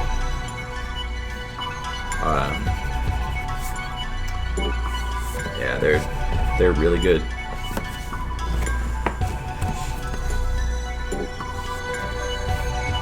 As a matter of fact, I think it's quite honestly probably the best show on TV right now. Better Call Saul. Like, for sure, it's got to be the best show on TV. I mean, I'm not really that big a fan of a lot of TV shows that are happening. Like, the stuff that people rave about these days, I just kind of am like nonplussed by, or slightly on the negative side. But that's okay, because in this Netflix age, there's so much crap that we can watch that I'll probably never run out of things to watch. Rick and Morty. No, I don't know. I like Rick and Morty. I'm not caught up with it, though. I've only seen probably like maybe 5 or 6 episodes. But I like what I've seen. It's another show that I need to watch more of, because I like what I've seen of it. I probably would like. I'm sure I would like more episodes if I decided to watch it. Yeah, I've seen the Pickle Morty one. I've seen that one. It was a good one. Yeah, I need to, just because like everybody that I know that's cool seems to like that show, so it's like a kind of an important cornerstone of our modern cartoon watching public, so I should really watch more of it. Some of the diehard fans irritate you. You can say that about anything, can't you? Diehard fans of anything can be irritating. I don't know. Well, what do they do in particular? Super fast paced, but not non-cycle. Yeah, I think you're cool, Skittles. Skittles, you're cool.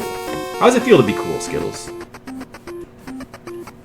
Skittles, listen. I don't know what your high school situation was, but I don't know if you know, but right now this is the cool kids table.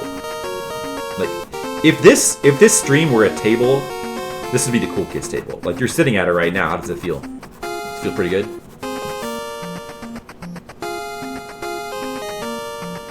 And maybe later we can talk about the cheerleaders that we're dating. Fan base, you just like the show. Yeah, I'm not really, like, I don't know what the fan base is like. I know I have some friends that like the show, and that's all I really know. I don't really keep up with fan bases. Like, I don't look at social, I try to avoid all social media, so I don't know things like what fan bases are terrible. I could just avoid that stuff. They idolize Rick with his "nothing really matters, I'm smart," even though the show is clearly not idolizing him. Yeah? Well, I don't know. I'm sure they don't all do that. Can't believe that what Leo is wearing. Let's be little. I mean, you know, there's a fine line between idolizing and just thinking he's funny and, like, posting memes related to him, right?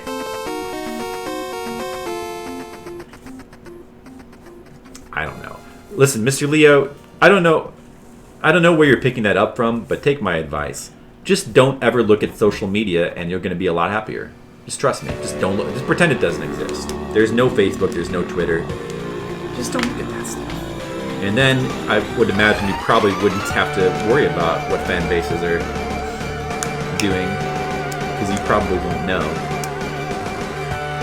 Because the guy pushing his Discord. That doesn't count. That's not social media. Okay, it is, but Discord's different. See, the thing with Discord, it's just us. Other people don't get involved. You post that, you make Twitter posts, other people can just, like, see your stuff and respond, be like, I hate you. But Discord, you gotta invite them to your server, they've gotta sign up. It's different, see? It's different. That's true. I don't really use Discord that much, so. But yeah, I mean, listen, no, don't get me wrong. Yeah, I push my Discord. I also have a Facebook and a Twitter that I use for the purposes of promoting my comic. Like, I make promotional posts. I use Twitter and Facebook to make promotional posts for my comic. But as far as like social uses, I don't ever use it for that anymore. I used to try to get involved and post my thoughts on like Facebook and Twitter. See, now I try to avoid doing that whenever possible.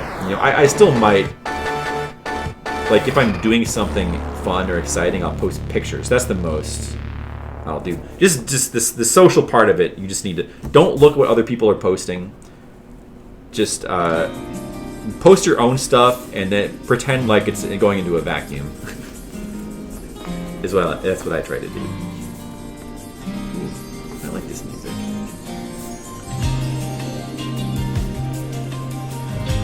This side should be black. Wait, okay, yeah, this side should be black. So this side should be black, actually. The left side. Do you like the social media, Skittles? Are you a big social media person? You get on Twitter and be like, okay, time to. Do you check your Twitter feed?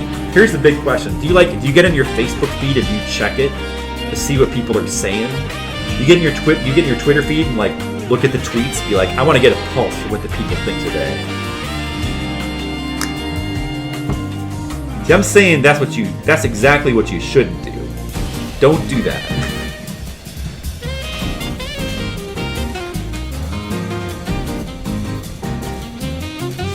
Especially since that's kind of where there's multiple reasons. That's also like where the addictiveness of it kind of. That's where the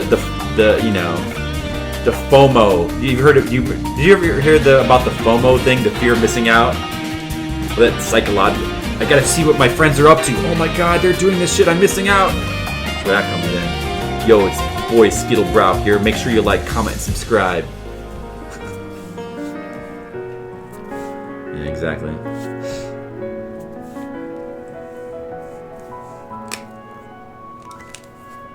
Skills, you should make a YouTube channel. You should make one devoted to Alf.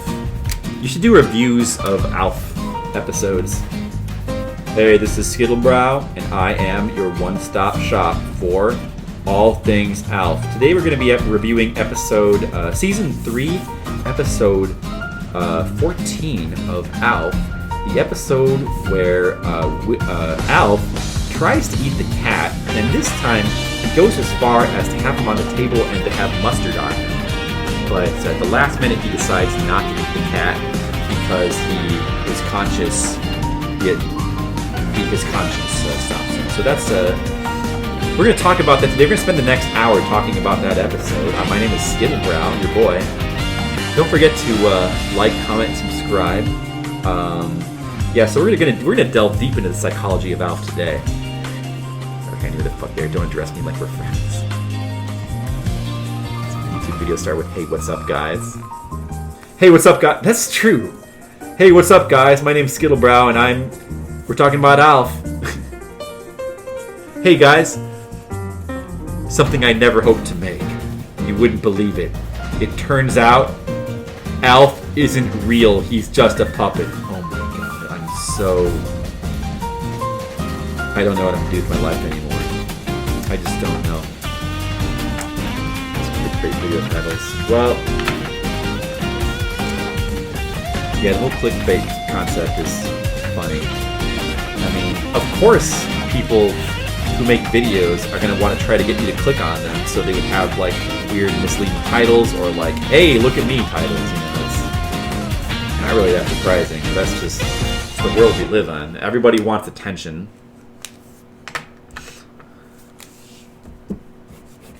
It's pretty funny. The world is a funny place. Hey, Final Fantasy music. The 13 best hidden gems on NES you didn't know existed. Yeah, do you think? I mean, you know, they probably do that because it works, I guess. That you hate when they put "you" in all caps. Yeah. Yeah, they're trying very hard. I don't know. I mean, I'm not a YouTuber, so I don't have to worry about stuff like that. I just do my own thing, and I just do whatever I want, and I just don't care. I don't care what other people are doing. Just do my own thing, and I hope it works out. It's working out well enough so far. When they put "you" in caps. Yeah. YouTube is full of annoying people, but then again, so is the world. So it's just simply reflective of that. It's not really surprising. This is the guy with 1,600 videos saved on Twitch. Well, I said I'm not a YouTube guy. I didn't say I'm not a Twitch guy. I almost could be a YouTuber. Like, I could see... Like, Twitch is just more my thing. I like making, like, video content. I like... The whole you know, doing videos thing is fun. I'm just more on the gaming side. Like, that's where I find value, you know? If I could get on there and talk about the world or whatever, or just my life, and people loved it, then I guess I might think about it, but I probably can't. I'm not really like the best at talking necessarily. I mean, I can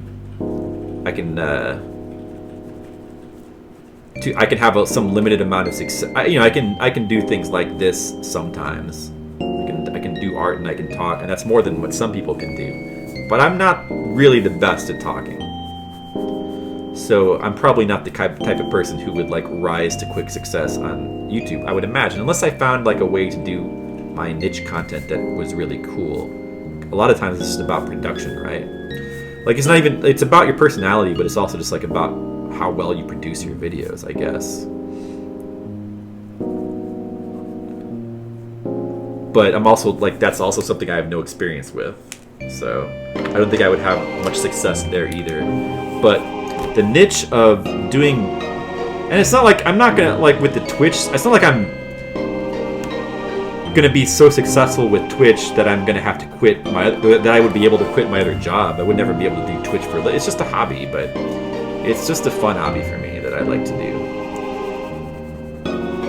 It's a successful hobby at the moment, so I have 1,600 videos. I like to.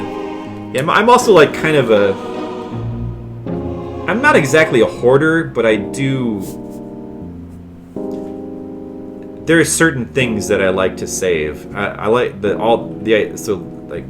so I made all this content. I don't want to part with content I've made, so I do want like to have all the.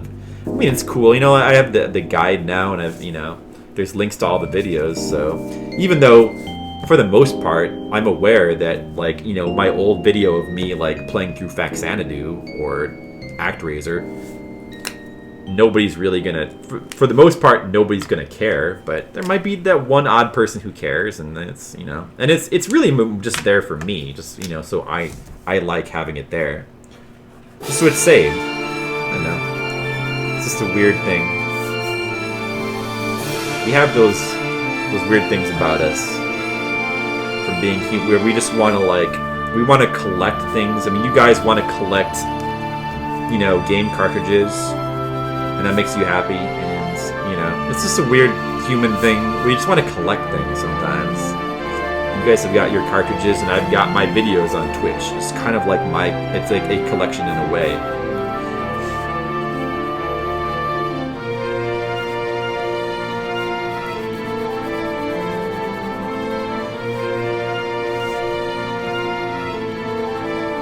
But if you think about it, it's pretty crazy that I have 1,600 videos. That's pretty crazy. I mean, that's a lot of goddamn videos. There really isn't a lot of videos. 1,600. It's still going. I mean, probably won't be too long till we reach 2,000. I like this song. One of the few indie games that I really enjoyed.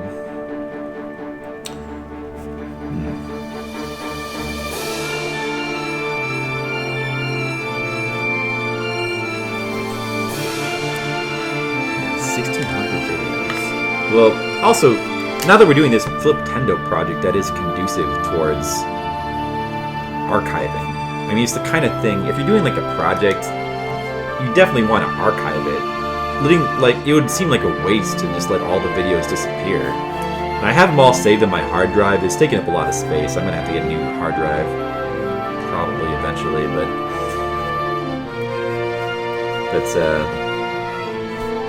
just cool to have them all on there, and and I've got a record of I've got games I've played that like have rarely seen the light of day. So it's just neat to have them there. It's neat to have that kind of content.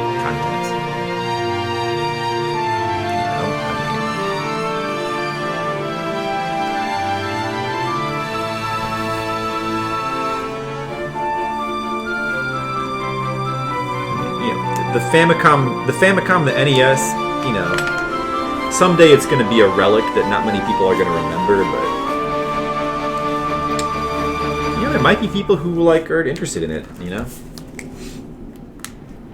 There's always going to be like an important cultural milestone for the video gaming world.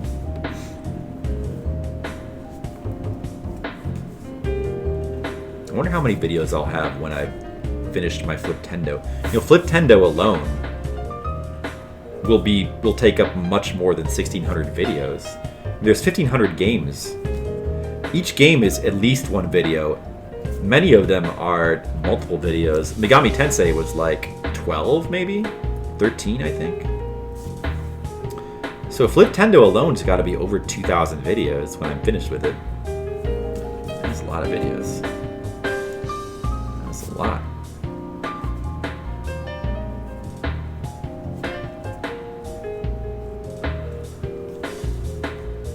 Oh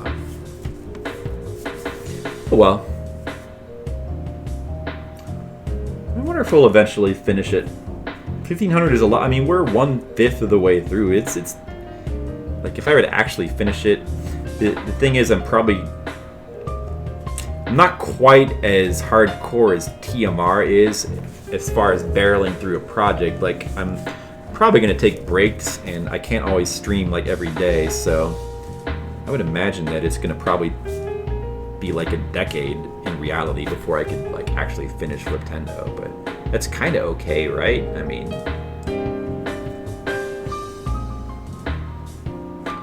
you know, it's not a bad thing. It's a marathon, not a sprint.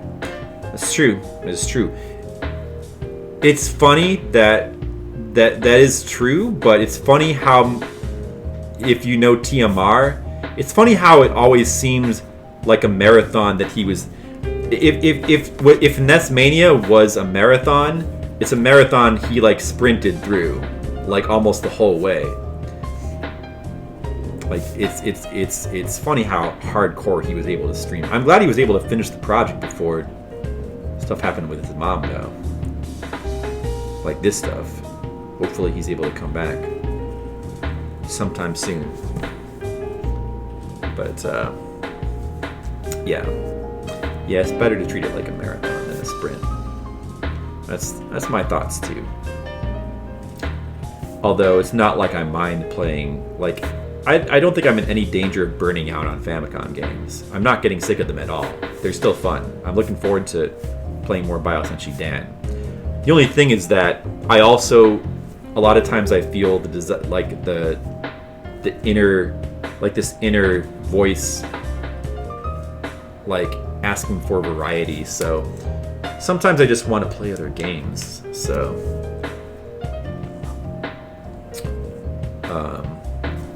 yeah, I think it'll be good to take some breaks every once in a while.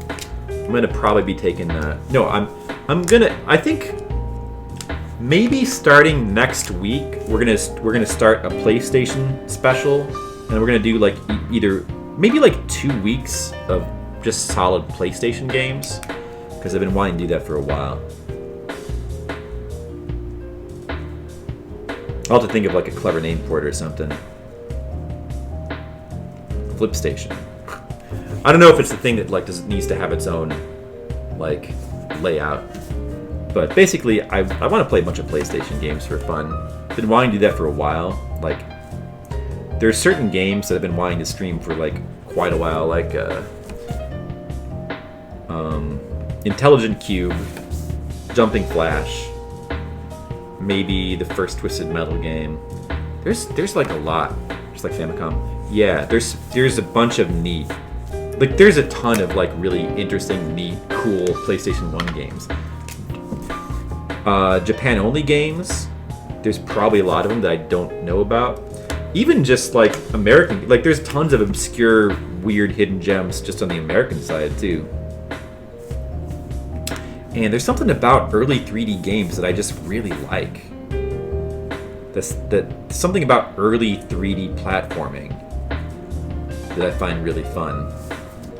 So I want to play more of those games. I want to try to focus on games that can be finished like more quickly. I don't want to like. There's a lot of good RPGs. Like the PlayStation 1 is kind of a haven for RPGs, but those take too long. I want to focus mainly on games that can be beaten in a day, or at least in several days at the most. Let's see, what else do we want to play? Like, I've already done 2 of the Kingsfield games on stream, but I haven't done 3, so maybe you could do that. Although that game would take probably 4 or 5 days. Even that one might be a bit long. Like, fun little action games like Jumping Flash are like the best. That's such an interesting, unique game. I want to focus on games like that. That Gunner's Heaven game, I want to go back to that one too, because that game was really fun. That's just like a straight up, like, Gunstar Heroes 2D platformer shooter run and gun type of thing. But that was really fun. I didn't get a chance to finish it. I'm trying to think what else.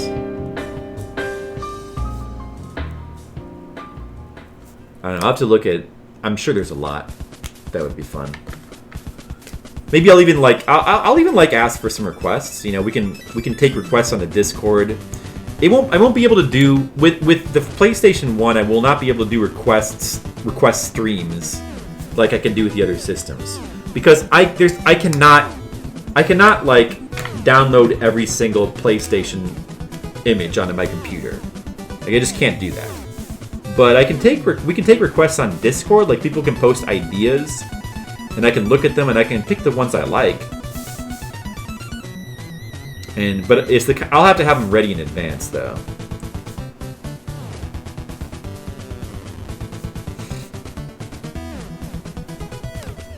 You can emulate PS1 without issues, right? I can emulate PS1, definitely not without issues. There are various PlayStation 1 emulators. They all have like their own drawbacks, and some are more accurate than others. I tend to use EPSXE. That's more of like a... I don't even... You know, it's not necessarily the most accurate, but it has... What's cool about EPSXE is that it's designed to be the most enhancing emulator. Actually, that's not the cool part. The cool part is that it's the most flexible, because there's so many different settings and stuff. So it can be good for getting things to run, I find. But it can also be a huge pain, too, for that same reason, because finding the right setting to run. Usually you can find, if you look up online, I'll have to do like advanced research and advanced checking on each game I play. Even Koldelka, remember when we played Koldelka? That had some major issues. Like multi-disc games are always like a problem. I might try to avoid those.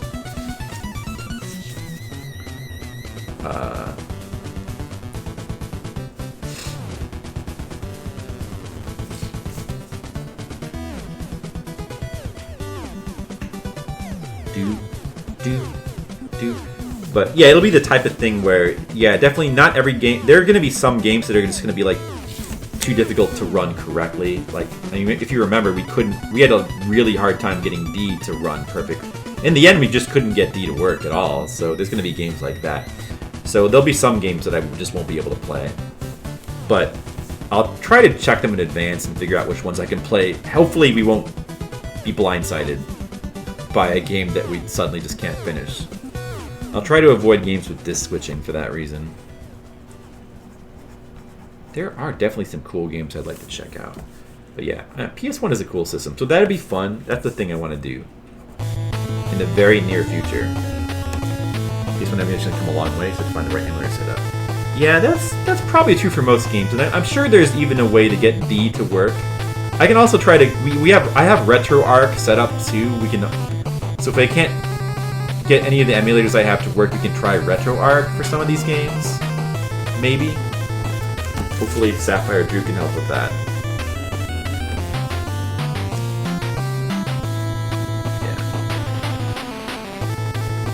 Yeah.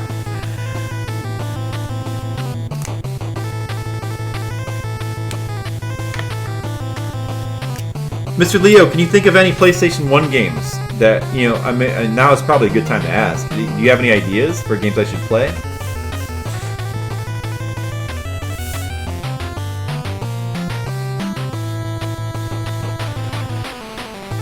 There's some weird platformers, like, there's this game called One, there's, Spider, there's Pandemonium, it's like one of the first, I think Pandemonium is one of the first 2.5D games ever made.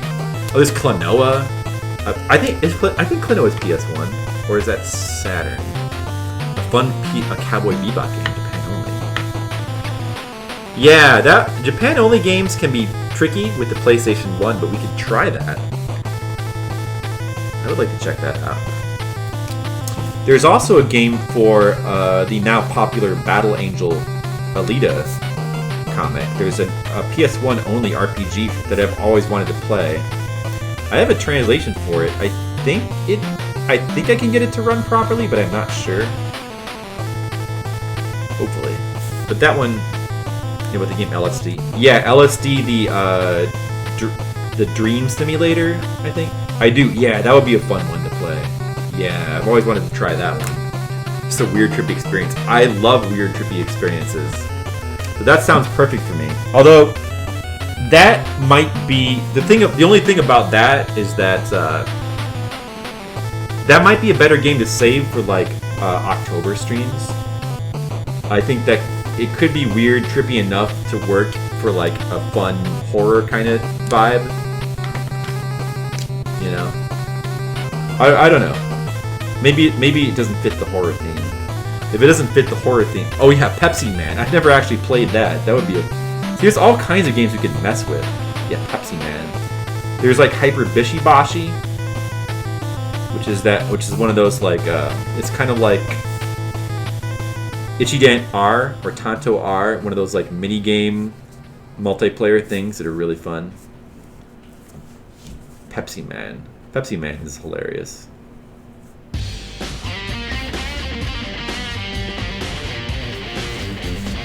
There's so many just... I want to go back. I want to play the Ridge Racer games too, because I remember them having like they were fun. Like the Ridge Racer 1 was the launch game for the PlayStation 1, and it had like an awesome soundtrack. Like PS1, like racing games from that era are cool. Racing games now don't interest me, but because nowadays they throw some licensed soundtrack in there and it's all about realism. It's not really like the more arcade style with like the custom soundtracks like Daytona and Ridge Racer. Those are cool. So I want to play some of the Ridge Racer games. That would be fun. I wish, yeah, that PS2 game I was playing a while. I wish I could do PS2 games as well, but I still got to work on that emulation issue. Or at least figure out which games can be emulated. Not emulated, but streamed. It's really weird that some games won't stream. Like, that's so strange that the capture card just simply won't... If the game with the wrong resolution, it just won't work. I guess it makes sense. Their own print book sometimes. One of them has a section related to weird Japanese PS1 games. Wow. Yeah, they probably have lots of information. That's a great resource for stuff like that. They probably have, just on their website alone, lots of information on those kind of games. Yeah, there's shooters for the PS1, like Einhander would be fun to play through. That's a game I know pretty well. But there's also like there's other like weird 3D shooters and stuff like that we could play through. There's a lot of interesting games for the PlayStation 1.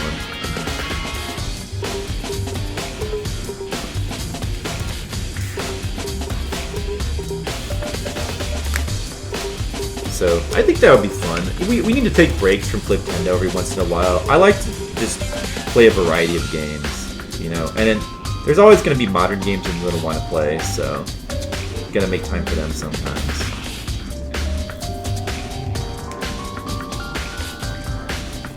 Oh, that reminds me. Yeah, I know which modern game I'm going to be playing next. Sekiro comes out in, I think at the end of the month Sekiro comes out.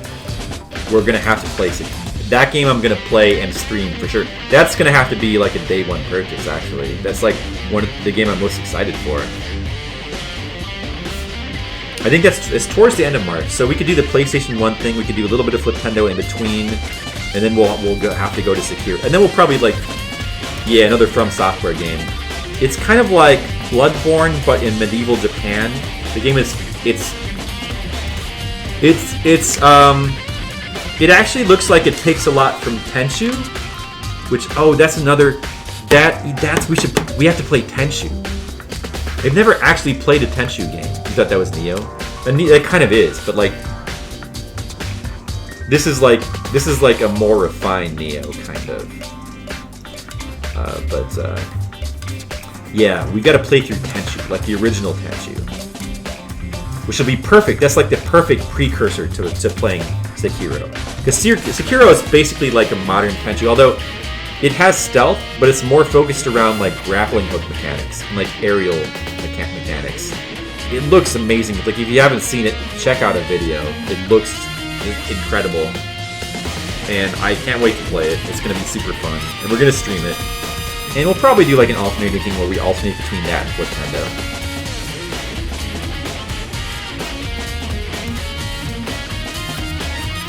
Yeah, Neo is more like it's a Team Ninja game, so it's more like a cross between Dark Souls and Ninja Gaiden. Like it brings the very intricate combat mechanics of like a Ninja Gaiden. It almost is fighting game-ish. Whereas Sekiro is not like that at all. It's not really focused on intricate mechanics. It's more about like playing around with like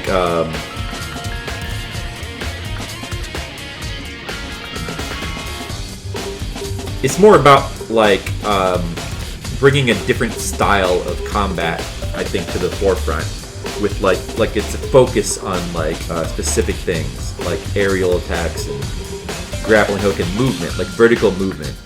It's also like more about like Neo is not really so much about exploration, but Sekiro is going to be like probably like all one interconnected world. It's not going to be mission based like Neo. It's going to be focused on exploring, you know, these large open areas. Not super open, but like Dark Souls kind of open. Like with your grappling, you can scale cliffs with your grappling hook. There's like giant castles. You can like use your grappling hook to like break right in through like a 3rd floor window, or you can go in through the front door and that kind of thing. It just but like you have to see the visuals to really it looks amazing. Like it's From Software. They're just geniuses. They are game geniuses. That's all there is to it. Maybe one day we'll get Skittles to agree to. Maybe one day. It's not gonna be easy. And he doesn't like Zelda 2 either. But you never know.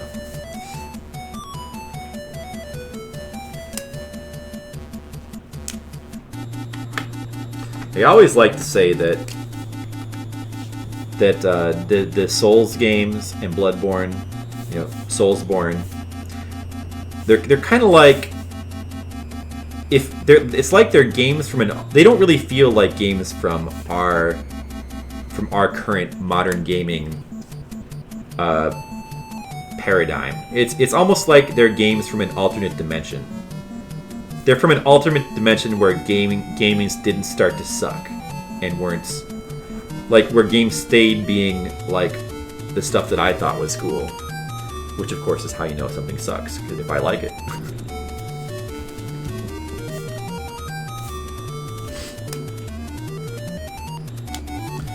Yeah, Souls games they're like games from an alternate dimension. They don't feel like games like. Even when people like try to imitate the Souls games, most people just don't seem to really get it. Like I wish there were more modern games like them, like really like doing what they were trying to do.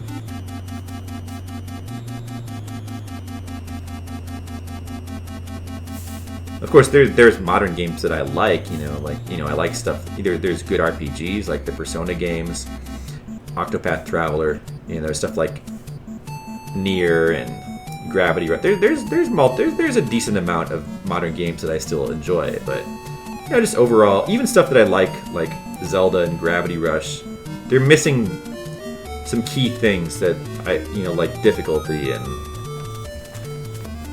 it's hard to find. That's why I love Famicom games. It's hard to find that kind of spirit that exists in Famicom games in modern games. But like the Souls games, one of the very few modern games that like still has it. That's probably why I like them so much. But that's why I'm probably going to always really enjoy Famicom games.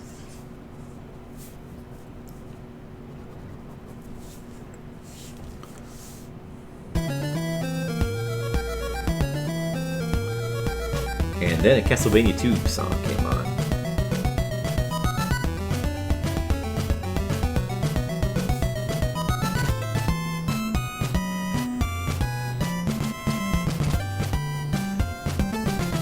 Speaking of which, I feel a little bit bad because I wanted to finish Neo by now, but It looks like we're not going to get a chance to finish Neo before Sekiro comes out. So I'm not going to be able to finish Neo until after I finish Sekiro. That's going to be kind of awkward, but one of these days I want to finish Neo. I enjoyed Neo. I want to finish it. I just haven't had... I mean, other things keep getting in the way. Like Octopath Traveler, you know? It just... You know, that took the priority slot. You know, I wanted to play Octopath Traveler more. And when Sekiro comes out, that's gonna, you know, that's gonna trump everything else. I also really want to play Kingdom Hearts 3, but that's gonna have to go on the back burner.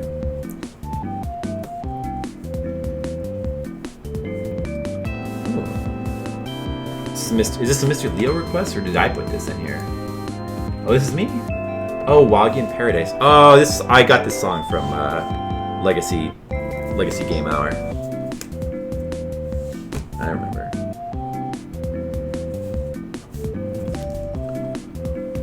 Roll.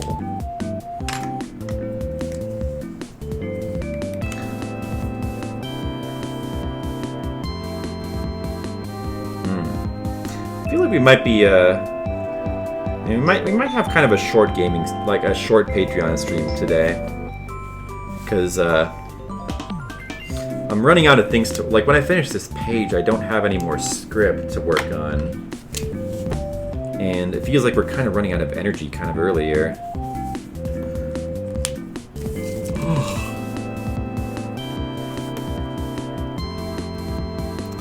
So maybe we're gonna end a little bit early tonight. I mean, I'm kind of tired anyway, so it's not too bad of a thing.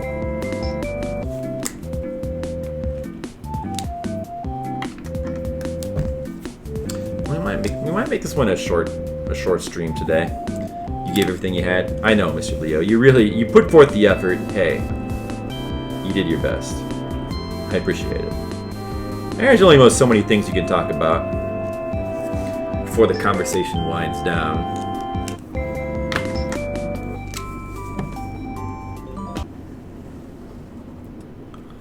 That's okay. I mean, they don't all have to be long streams either. It's okay to have a short one every once in a while. Oh, hey, Mr. Leo.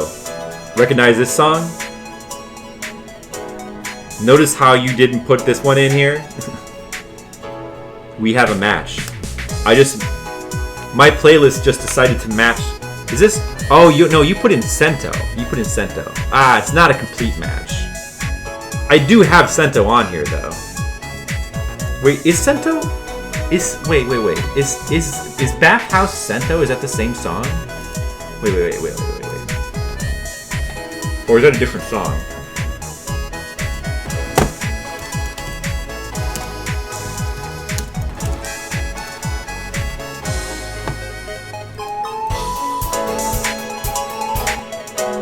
No, this is the same song. Yeah, this is the same song. I thought so.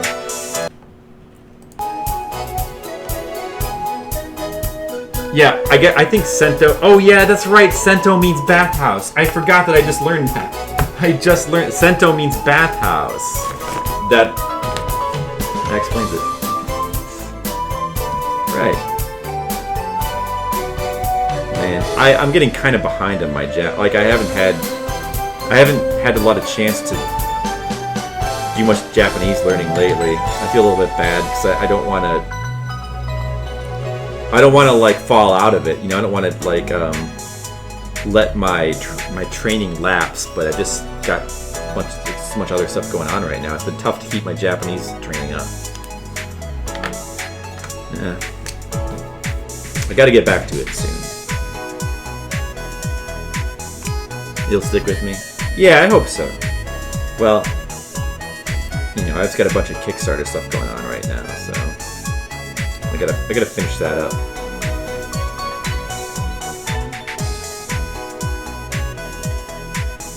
Yeah, that's true. But you know, I still got so much to learn, though. I mean, the stuff I've already learned, I do believe it will stick with me, most of it. But I've got so much more to learn. I've just got to try to get myself into one of these new websites. But I haven't. Yeah, I need to like buckle down and just like dive into one of them and just give it a try. New websites can be intimidating at first. Well, I'll do it. I'll get to it.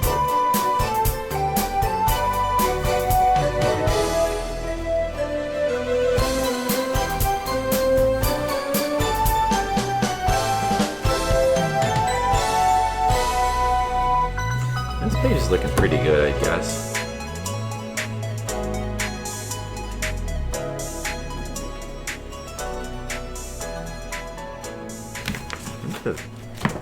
Like, I could have had. I would normally have reversed this, but I think that actually looks pretty good that way. I think. Let me try look. Does that look good? Let me see. I think so. I'm looking at it from behind in reverse using the light. Sometimes if you flip your artwork backwards, it can help you to see mistakes that will stand out that otherwise you might just look past. Oh, I think that looks okay. It doesn't look weird, right? Yeah. Yeah, it looks good, I think. More Danganronpa music.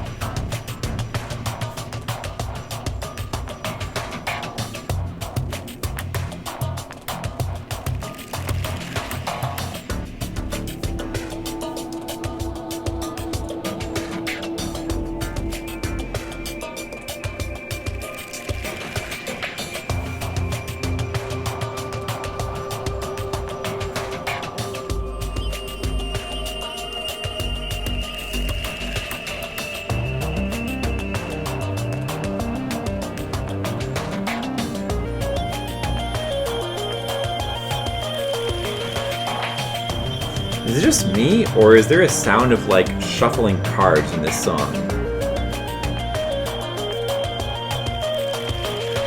See, there it is. I swear that's the sound of shuffling cards. There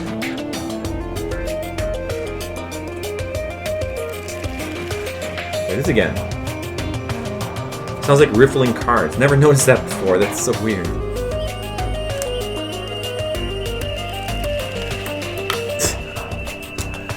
Interesting choice. I do like this song a lot. This is from one of the Danganronpa games, the second one. The Danganronpa games, those are visual novels. They're like kind of a cross between Battle Royale and Phoenix Wright. You probably know them. They've got a pretty sizable niche audience. Probably equivalent to like the Zero Escape games.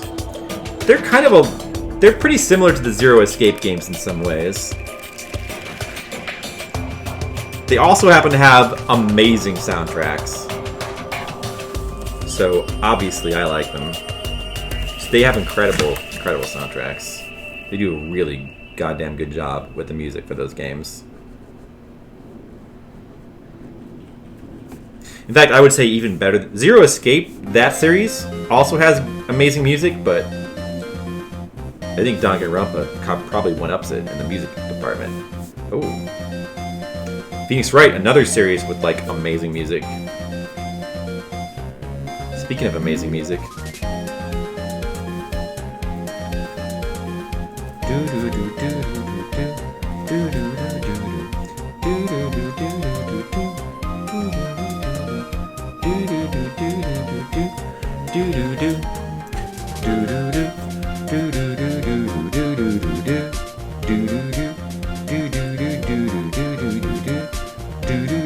Man, I love this song. This is my favorite Objection theme.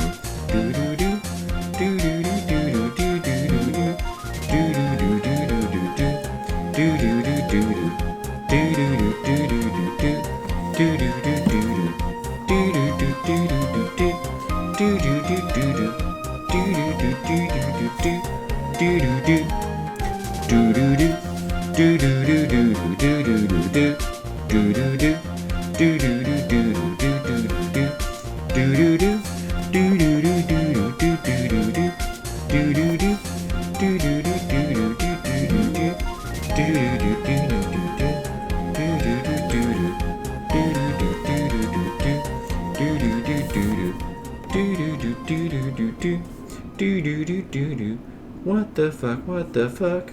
What the fuck? Hey, speaking of... Hey, I guess my stream is gonna get muted now. Didn't we just say that this was the song that got me muted? I guess that's not, that's far from clear. Doo-doo-doo. Not a good one.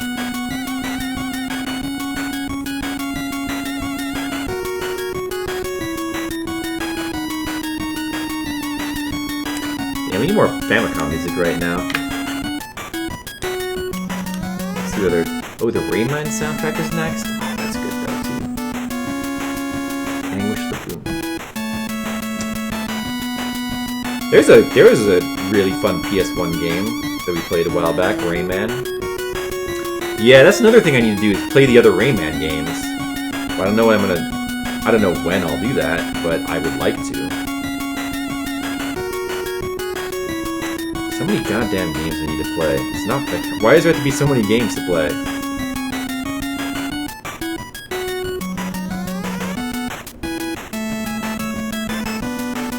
It's not fair, man. Too many games. Not time. Ducks in Space.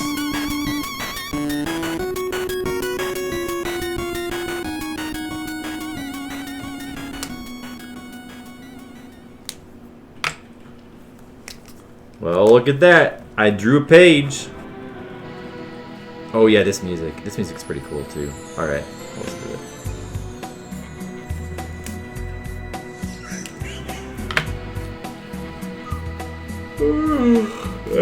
Well, I got my page done. Page is done.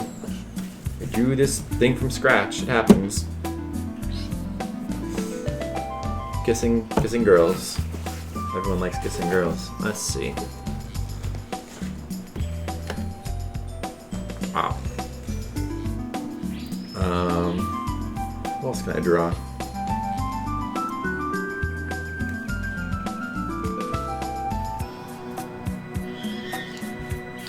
It's too bad we don't have any of the sketch requesters on right now.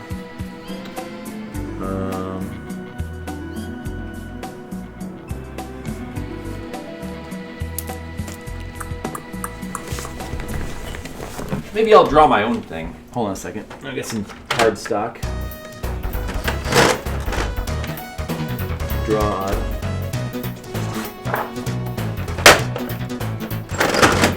Maybe I'll do some sketches or something. It feels a little bit too early to quit. Matt could. It hasn't quite. It's almost been 3 hours. But let me draw something. Let's see. What have I been playing? I've been watching Star Trek.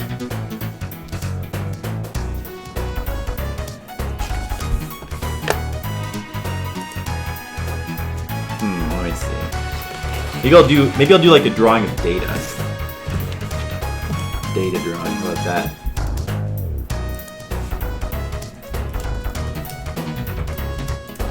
Just for fun.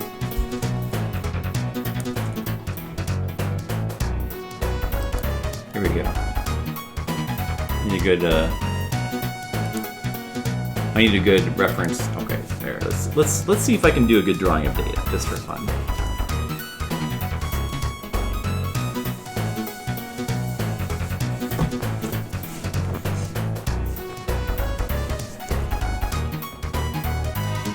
Can I draw Data? That is the question. Turn into Wild West characters. The holodeck episodes are some of the most ridiculous episodes. So like there were so many episodes where like the holodeck went out of control and like holodeck characters like either got loose or like they became sentient. Like how does this shit happen? Don't they have like safeguards built into their program? There's one episode where like Geordi is like, holodeck, make an adversary for Data that is his equal, and then like the holodeck makes like a sentient holodeck character that like takes over the ship. They really have that feature built in? I don't know about that.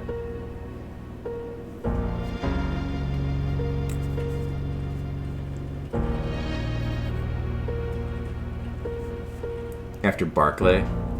Oh yeah.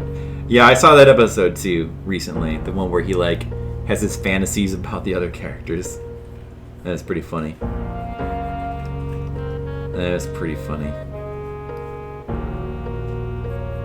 I like Data's makeup too. They make him all pale and stuff. I don't know if this is gonna look good. Oh man, I'm gonna try.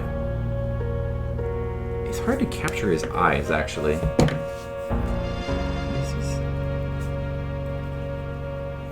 Yeah, I guess.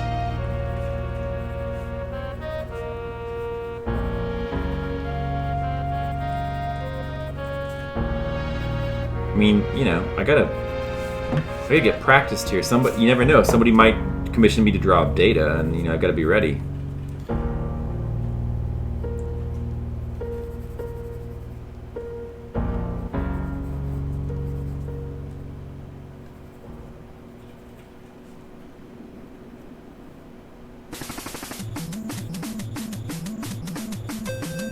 No, you know what? That is not right. That is not right. In fact, probably I should de-emphasize his eyebrows. Even though I don't... Yeah, here, let's see. Should be more like... Probably... Need to emphasize those shadows.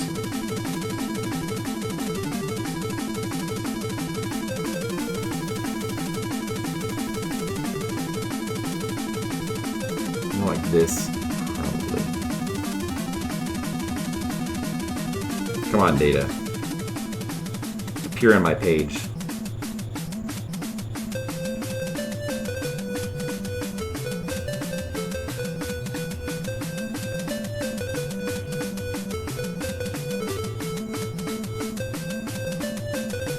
Come on, Brent Spiner. Appear on my page.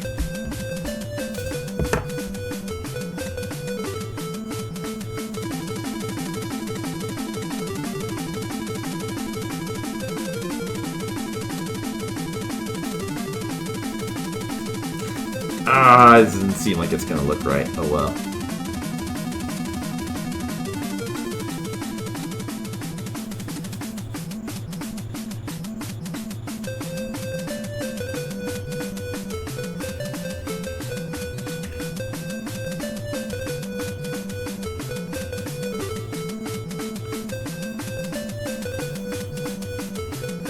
Hey Sapphire, Drew, how's it going?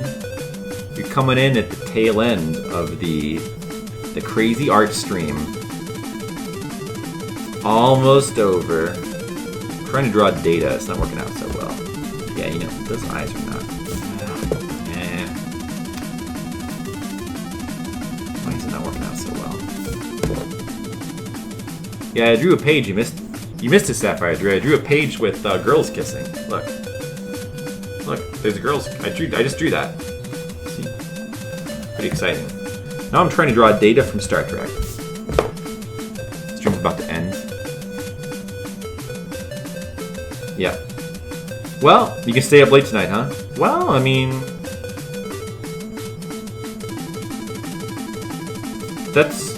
I'm not really in the staying up late kind of mood anyway. I'm starting to get tired. But hey, there's always next time. I mean, I'm not done yet, though. Let's see if I can make this work. Here, let me just get this all in here.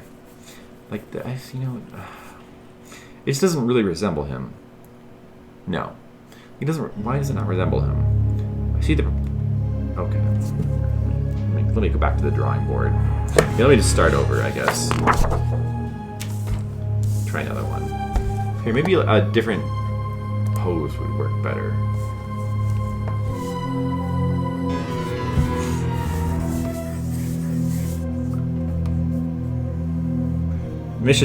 I should probably try to slightly caricature him so that it'll look more recognizably like the actor.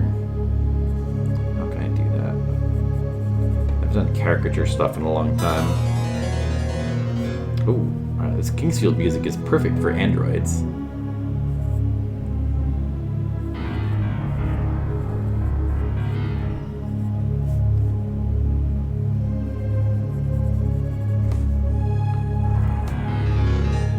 That eye is way too small. Well, you know what, that's fine anyway. Brent Spiner's eyes are actually like pretty close together on his head. Go figure. Never noticed that. He's gonna have kind of creepy eyes. Data is supposed to have. You happy with the progress in the hack? Well, that's good. That's good. How close would you say you are to finishing your hack? Sapphire Drew.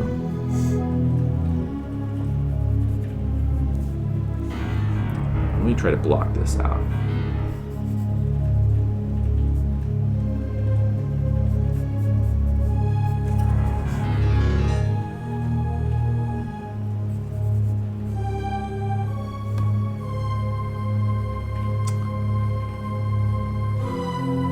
I gotta get the proportions. I'm making the eyes too big proportionally. As a matter of fact, if I were doing this like caricature, I would be making his eyes closer together and smaller relative to the face. Yeah, you'd be more like this actually, closer together and smaller.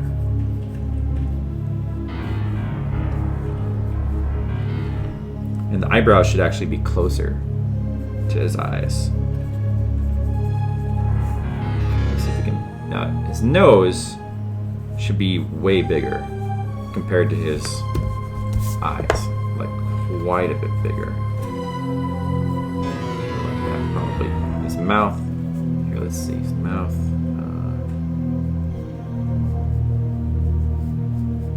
Yeah, even bigger. Okay, maybe I'm on the right track. Programmatic is almost completely done. Level design is pretty much done. It's pretty playtesting and balancing some graphic work. End of next month. Wow, nice. It sounds like you're on a good track there. I don't know if this is gonna work.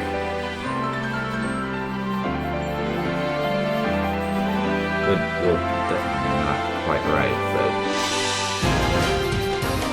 What about the shape of it?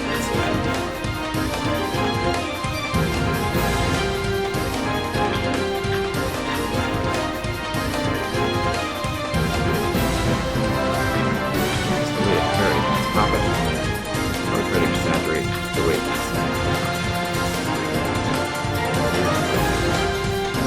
that mouth is not quite right. On the right track. His nostrils are pretty big. Maybe a big nostrils. He needs to look more emotionless. Music too loud for headphones. I went from soft music to... Oh, yeah? This music's pretty loud? Sorry. Yeah, I guess this track is pretty loud. Or I'll just skip to the next one. Even though that is a cool track. Actually, that's cool music too, but... Let me find like a good Famicom song. Ooh, you know what? I like this one. Let's play this one. Even though it's Super Famicom, close enough. So happy. I love it. I've got to capture Android, the Androidness. Must look more motionless. Let's see.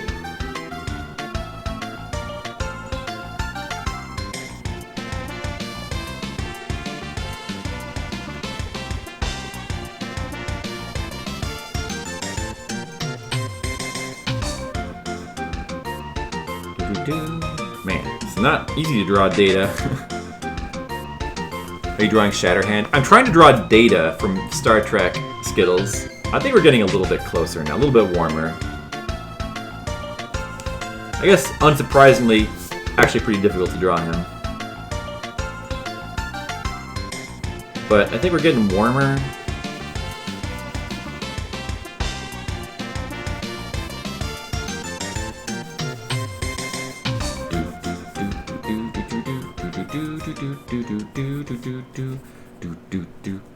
Let's hear it. Maybe if we add the collar, it'll give me some clue as to what I'm doing.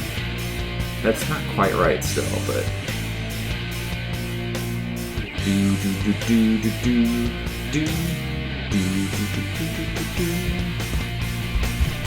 Should he have a longer neck? Maybe he should have a longer neck. Should be more like this, right? The expression Data always has. Yep, basically.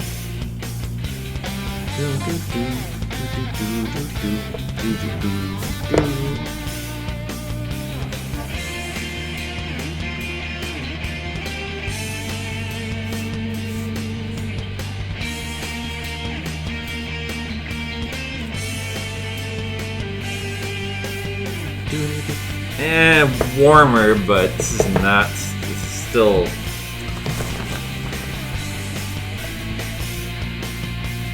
Eyebrows don't look right. Let's see. Maybe thicker eyebrows are the way to go for Data. He's got to have like an almost emotionless. It's not quite emotionless. Is an expression when he just walks into his parents. He's got to look slightly puzzled. They always look slightly puzzled, slightly inquisitive.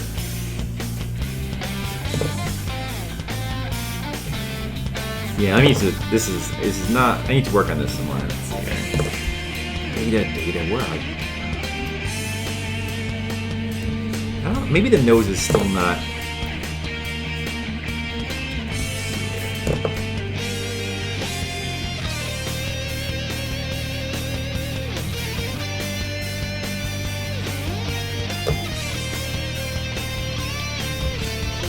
The mouth is not quite.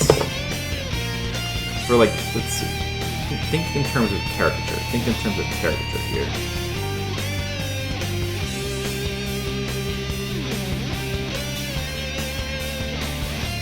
Best way to capture an expression, or capture an actor anyway.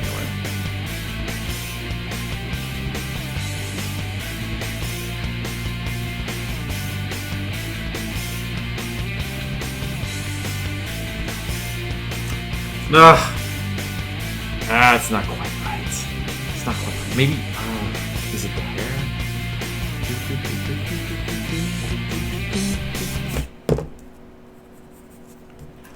What is missing? What is missing? Why is Data not here? Data, where are you? Ooh, I like this song. Where are you, Data? Where are you, Data? Where are you? Why are you not in my page?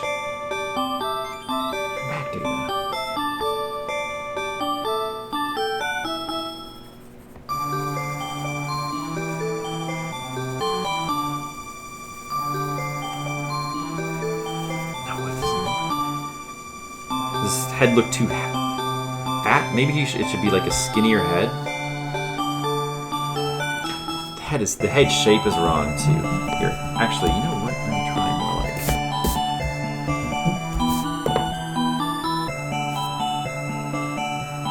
What if his eyes are probably like too big?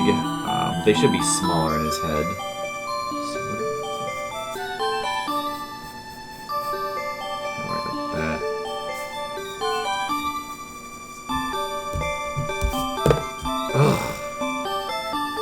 Hate it.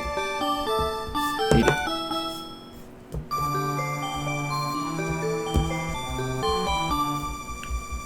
Let's keep that shape. Let's try.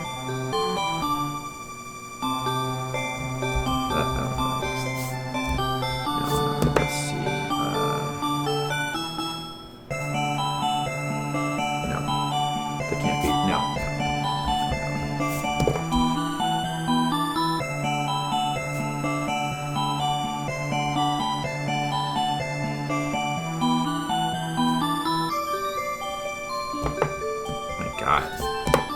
Data's so hard to fucking draw?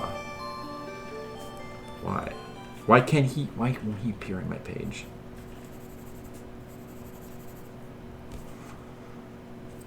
Stupid nose. Stupid nose being a nose.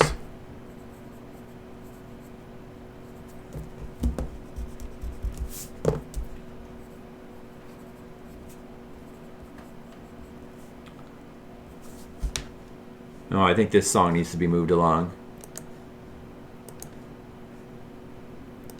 Nah.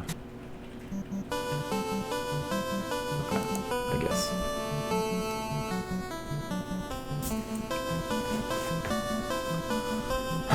This doesn't look like Data. It doesn't look like him. Where did I go wrong? Fuck. Fucking Data. This is no good. Let me do some more practice pictures.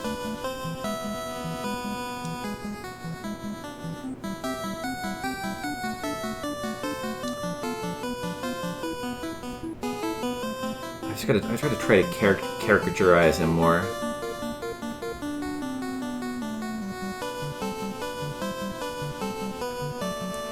And he's not easy to draw at all. I mean, the expression looked right at first, but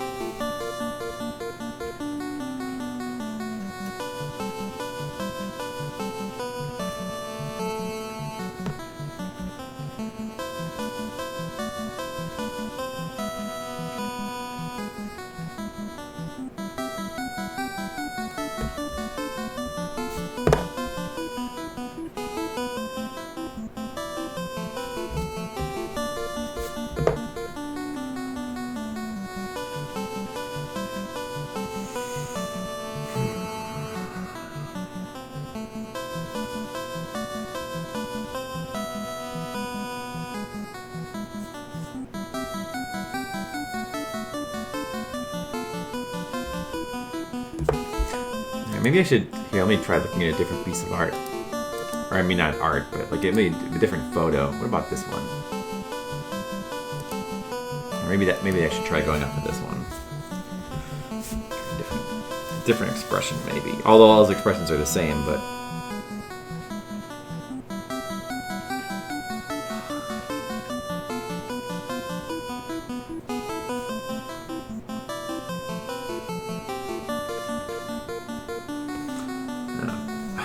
Caricature. The caricature thing is not working for me. Maybe I should just try to go more realistic. And just draw exactly this picture with the same proportions. Let me try that for a second. Let's try to go for exact same proportions.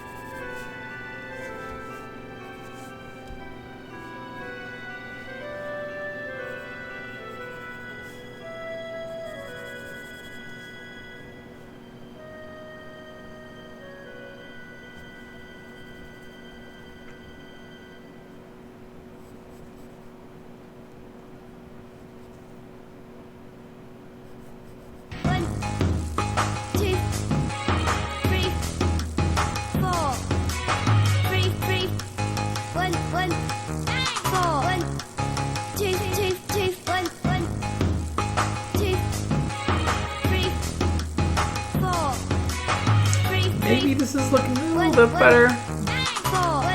Maybe this is better.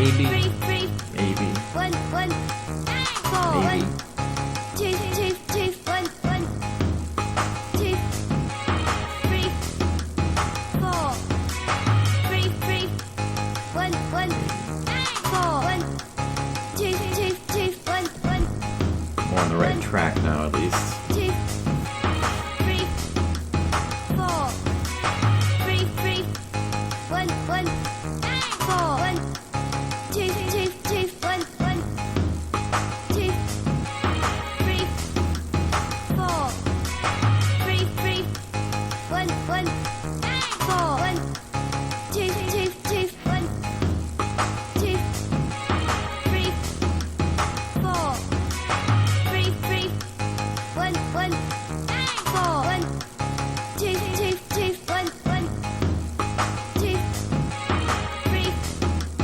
four, three, three, one, one, four, one, two, two, two, one, two, three, four, three, three, one, one, four, one, two, two, two, one, one, two, three, four, three, three, one, one, four, one, two, two, two, one, one, one, two, This does look better. three, four, three, three, one, one, It's not four, one, exactly right, two, but two, two, one, one, two, three, four, three, three, one, one, four, one, two, two, two, one, two, three, four, three, three, one, one, four, one, two, two, two, one, one, two, three, four, three, three, one, one, four, one, two, two, two, one, one.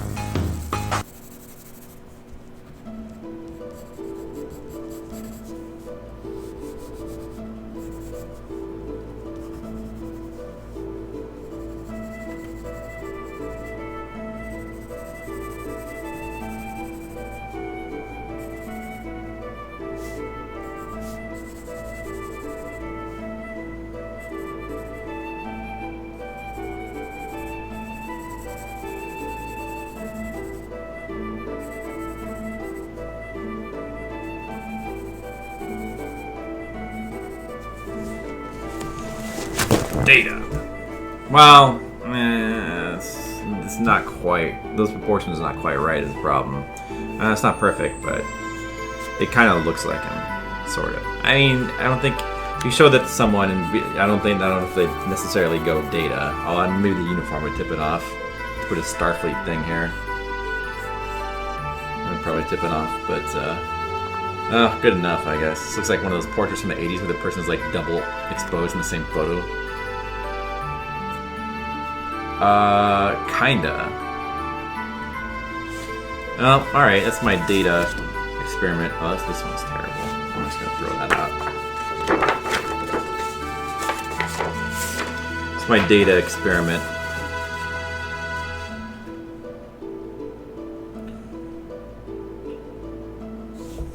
Fuck this crap. Alright, let me see. Let me try to draw a different Star Trek character. Hey, maybe I'll, let's see if we can do a Picard. I'm gonna try to do a Picard. Let's get rid of this crappy data. Picard there instead.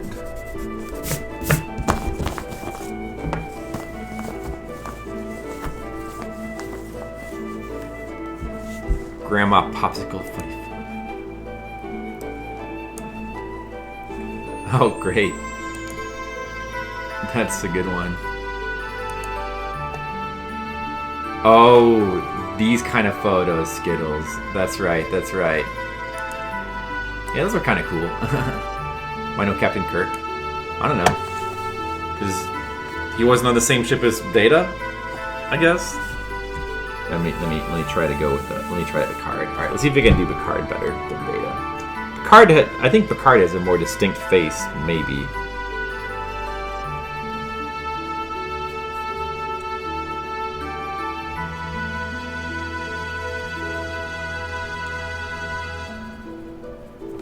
Let's see what we can do for Picard here.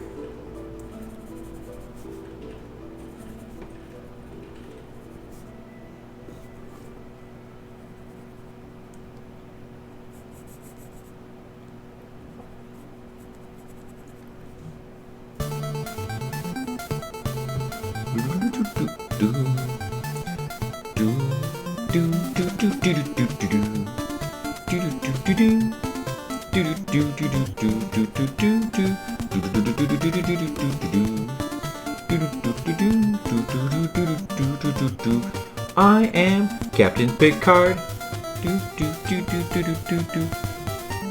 I do love William Shatner, that's true.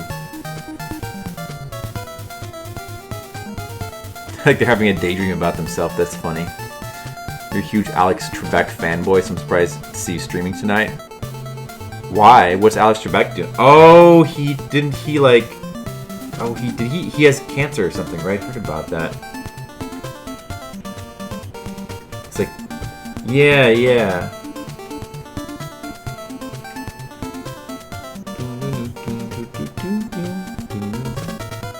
Well, we gotta stream in his honor. Number one, engage. Number one, engage. Warp 9, Mr. Crusher, engage. Ah, whatever. Yep, he's got some issues. No problems.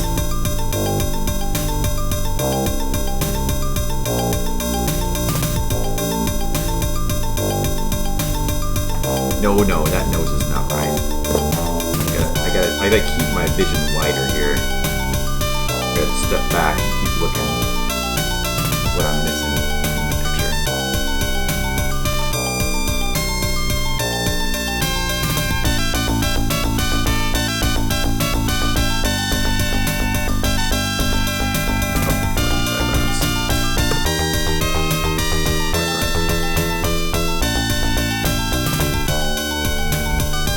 Wider, right?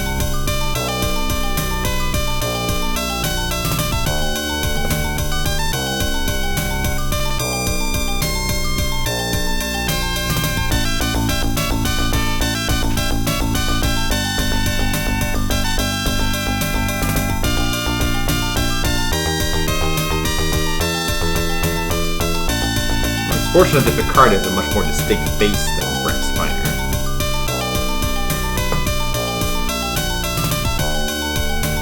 Killed Roadhouse. When I was diagnosed with type 1 diabetes, I don't feel bad if it had been pancreatic cancer. Yeah, that's exactly, yeah.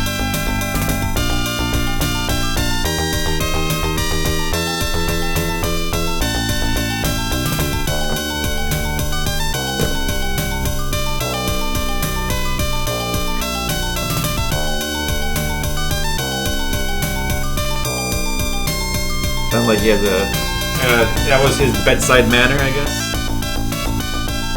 Maybe a sharper pencil will help me. Actually, I don't know, this is looking alright. Maybe.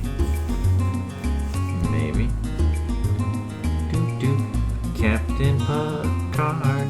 Captain Picard. Captain Picard. Captain Picard.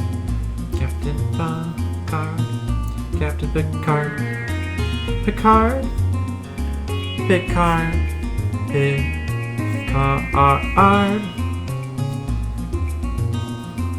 Picard. This is okay. I think I'm seeing it. Picard.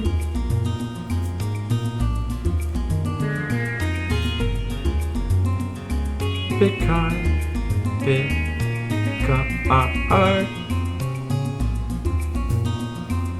Picard. Picard. Picard. Yeah, I think this one's Donald actually is looking pretty good, maybe. Perhaps. Picard, Picard. Picard. Get on my fucking paper. Picard. What the fuck? Cooperate with me. Picard is Final Form is an egg with a face. What do they call Trebek? Don't feel bad, could have been.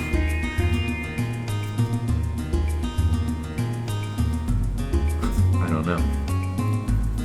There's a good punchline for that, and I don't know what it is.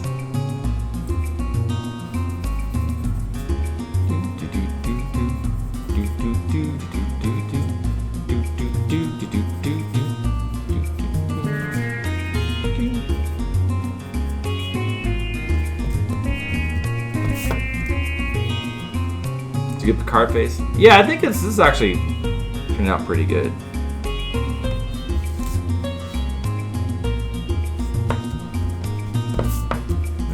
About here. Okay, move the curve down. Wait, is that actually should be a little higher? Right about here. Okay. Trying to get a good bald head.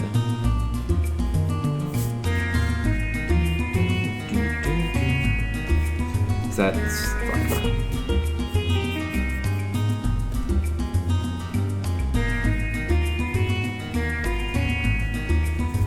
It's hard to draw this balding man. Bald, bald, bald. He's so bald. Yes, that's better. Using a reference? Yes, I am using a reference. I wouldn't be able to draw him without a reference. I'm using this.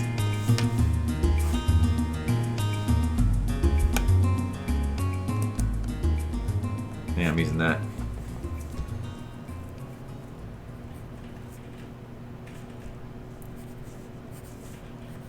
Okay, I mean, but you can actually, just looking at this picture, I think people will be able to know that it's Picard, so that's good. I guess I should put more shadows in there to complement the data.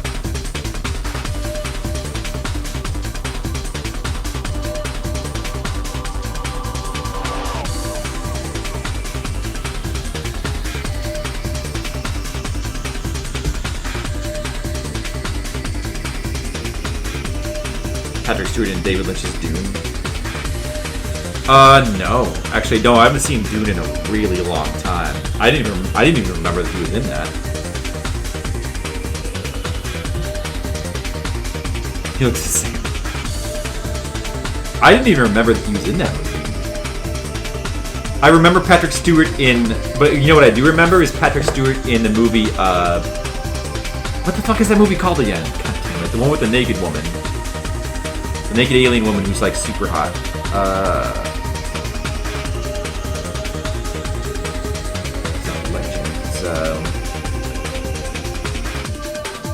Life Force. Life Force. I should remember that because that's a game that's coming up on Flipendo very soon.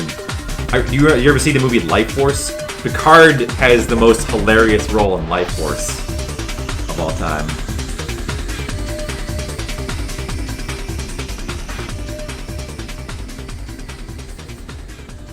Isn't Excalibur? That sounds more like a type of thing that he would do. In the movie Life Force, Patrick Stewart plays like a psychologist who, it turns out, is actually being possessed by an alien woman. And it's really hilarious. Like, so like you, and then like he's asked, I forget exactly, but he's like breaking down it. He's like cross-dressing or something at one point, and he's like crying, and it's a real tour de force of his acting abilities. Hey, this is good music for Star Trek, kinda.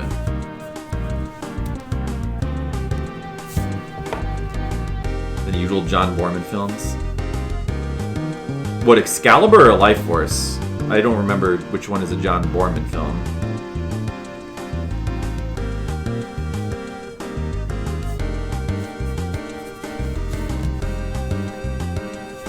do Shelter Storm before that. Hold on.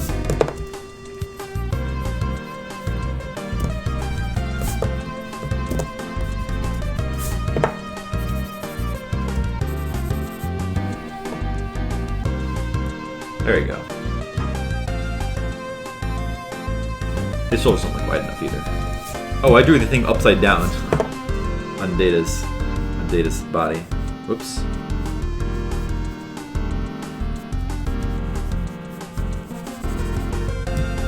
Oh yeah, that's better.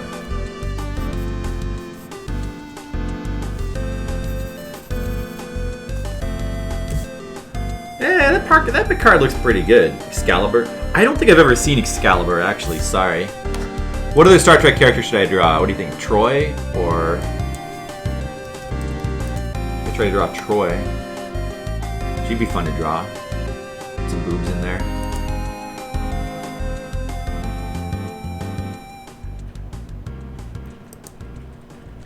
Which Troy outfit do I want to draw? Her dress crooked. The acting is awful, the film is strangely captivating. Oh, thank you. Star Trek Next Generation openings theme. I want to play the Star Trek I want to play the Star Trek games now. I'm very tempted to play those.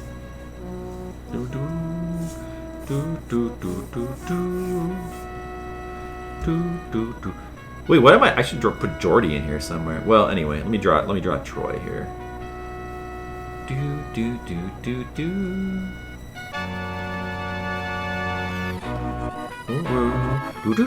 This is, I love this.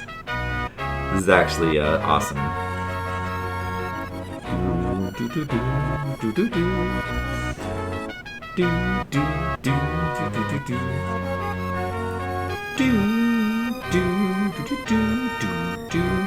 This is awesome.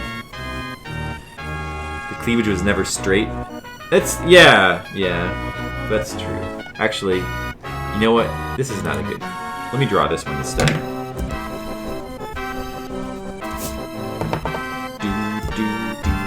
We gotta get the cleavage in there. Gotta draw our head a little bit smaller.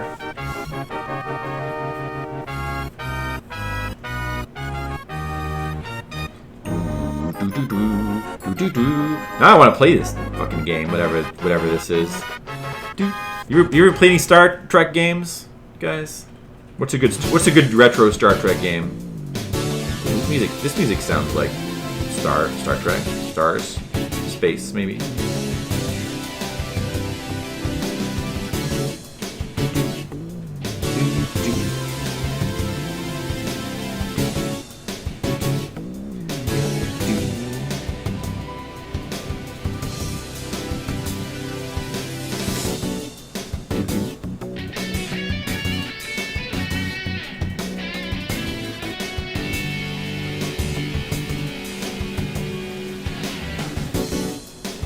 Music from Excalibur in every movie trailer for the next couple decades. Yeah, they did that. The same thing happened with Goonies, the Goonies movie too. There's a bunch of trailer musics that are very recognizable. You need it for Super Famicom really bad. That many show up on eBay. Wow.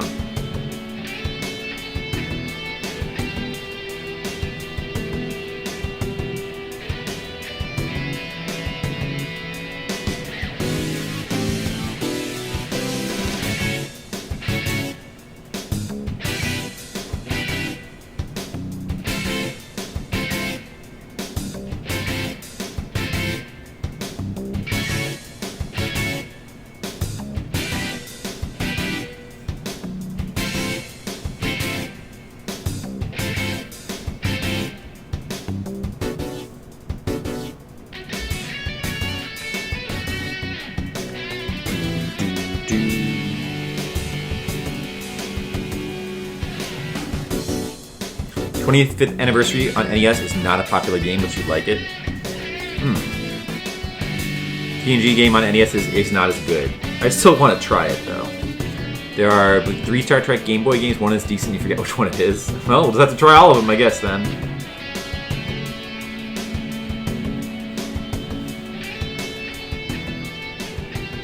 We'll just have to try them all.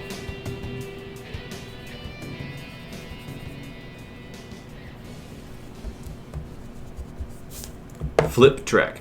Flip. Yeah, that'll be my new project, guys. I'm doing a project called Flip Trek. We just play all the Star Trek games, and then we make flip puns about them. Hope you guys will like it.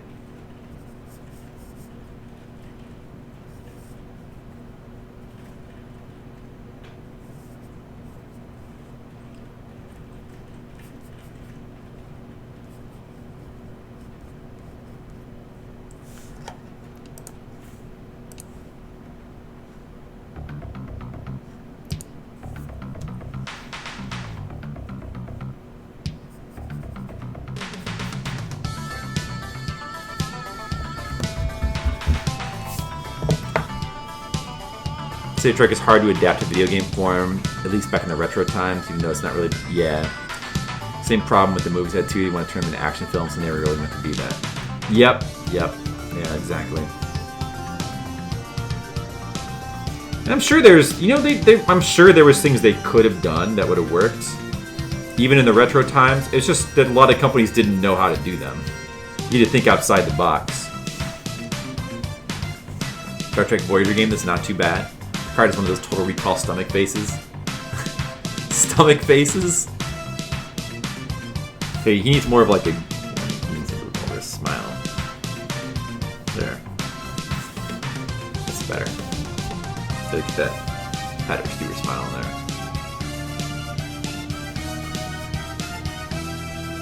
No, this is not right. Here, yeah, whatever.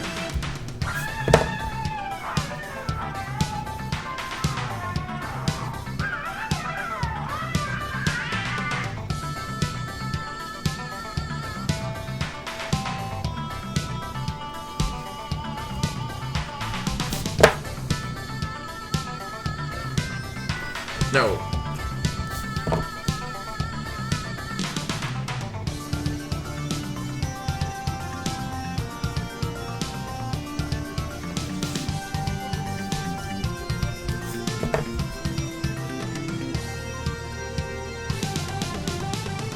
This note is not satisfactory.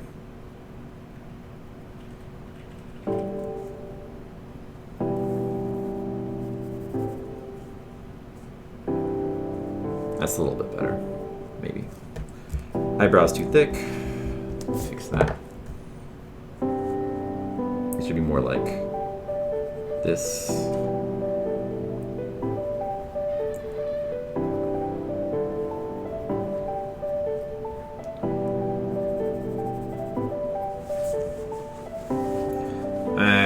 Doesn't quite look right.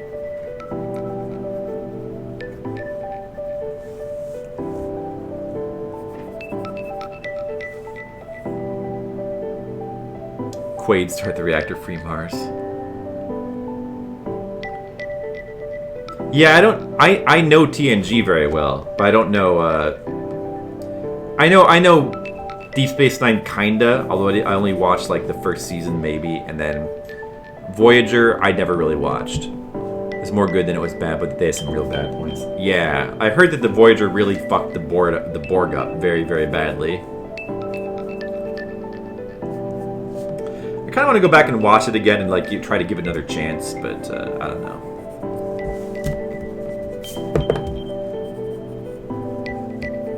I guess it looks enough like her. Oh, whatever.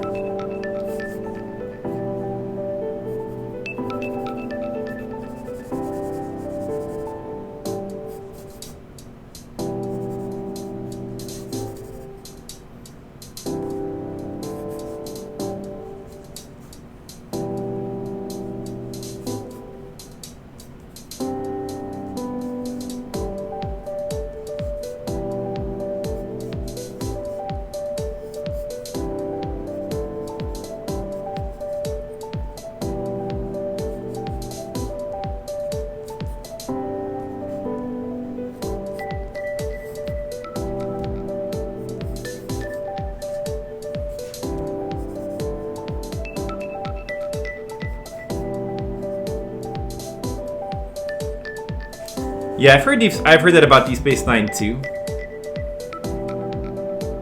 I assume we're getting some Worf. Oh god, do I have to draw every character now? No, I'm gonna cut it off. You know, we're not gonna get Worf. You know why we're not gonna get Worf? Because he's gonna be way too hard to, way too much detail. It's gonna take too long, and I gotta get to bed. I don't know, but you guys are all here and now you're talking again, so that makes me want to stay up. Fuck, maybe I'll put some Worf in here. The Borg were hyped up as, yeah, and Voyager ruined them. Yeah, I mean, the Borg got... Here's the thing about the Borg. The Borg were... In the first episode where they appear, the Borg are an amazing concept, an amazing enemy. And then with each new appearance, they got a little bit more watered down. Like, the first... Even in the second Borg episode, The Best of Both Worlds, where it's the two-parter, where Picard gets turned into a Borg. Just simply... the Borg turning Picard into a Borg, although that's a very scary concept. Like, the Borg shouldn't be... Even that is a little bit off. Like, they shouldn't be, like... Like, the original concept of the Borg is they didn't really care about humans, they just wanted your technology, and they would just... Then, all of a sudden, they decided they wanted a spokesperson, so they captured Picard. That doesn't quite jive with their original concept. And then, like, you know, the more they appear in the show, the more the concept kind of gets diluted, you know? I like the original concept of the Borg is just being like... To me, the Borg, what's cool about the Borg is they're, like, basically space zombies. Like, they don't... You cannot reason with them, you can't talk, they just are gonna come at you and they want your technology and they'll just kill you to get it. Give Data a little Worf pin on his outfit. Draw Alexander Troy. Give TNG another shot. You should. Start with season 3, Skittles. That's, from what I've heard, that's the season that most people have the easiest. There's a lot of season 2 episodes I think are really good, but I would say start with season 3. Like, that's where it really starts to pick up. And people, I think, a lot of people seem to think that that's one of the best seasons.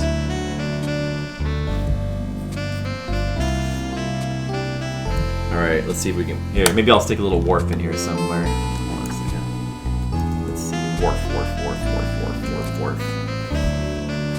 Gotta get a Worf in here, huh? Alright. Here, I'm gonna... Hey, Brigand, you're here. Draw Dr. Pulaski, is that your official request?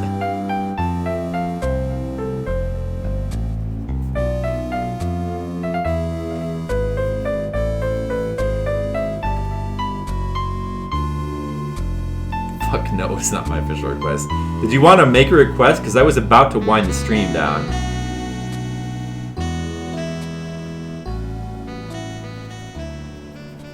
Look, I'm drawing Worf. Here you go, guys. I'm drawing Worf. You're getting your Worf. You can't complain now.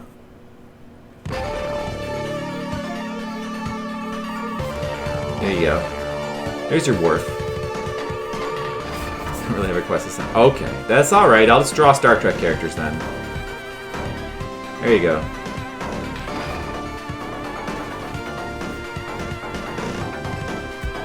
The first season of TNG is really awkward.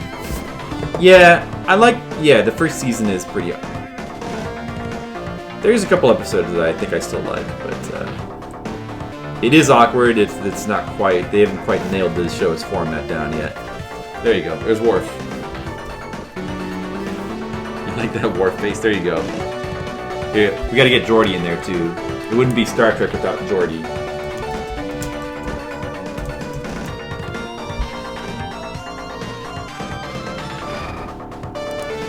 Gonna get Space Stevie Wonder in here.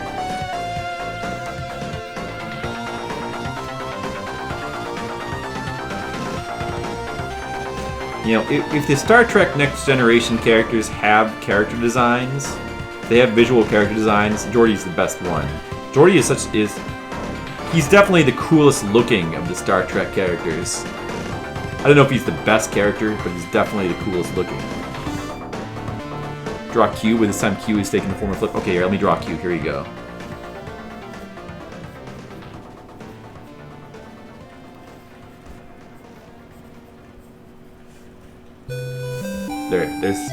There's Q. I drew Q. There he is.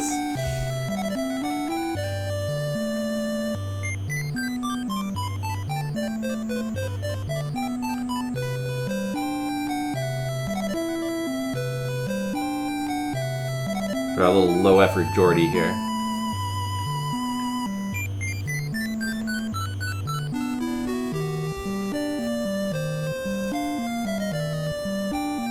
His eye thing always made me think he was carrying around a boombox. Man. Geordie's like not the deepest character, but I really enjoy Geordie. Just like his, I just like LeVar Burton's upbeat personality. He kind of fits in well with the Star Trek. It was like that was like a brilliant casting choice, LeVar Burton. And then giving him the visor, I love that. He looks like a double dragon enemy. That's true.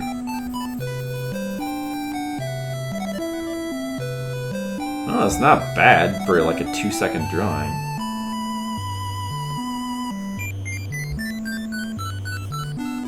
I mean, you can tell who it is. The visor's not quite. A little too low effort, that visor. Like his stance on reading, especially as a blind man. Yeah, me too. I like that I like his reading rainbow.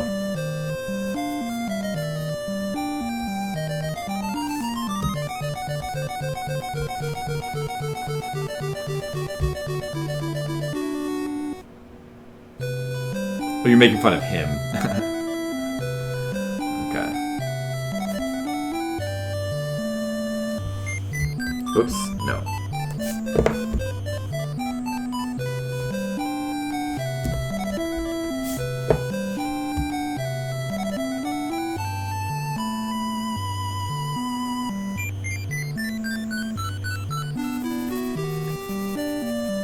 There you go. Now we got everyone. We got the card, we got Geordie, we got Mini Worf, we got Troy, and we got Data, and we got Q. All the characters are represented. Worf looks so content. He is. He's very content.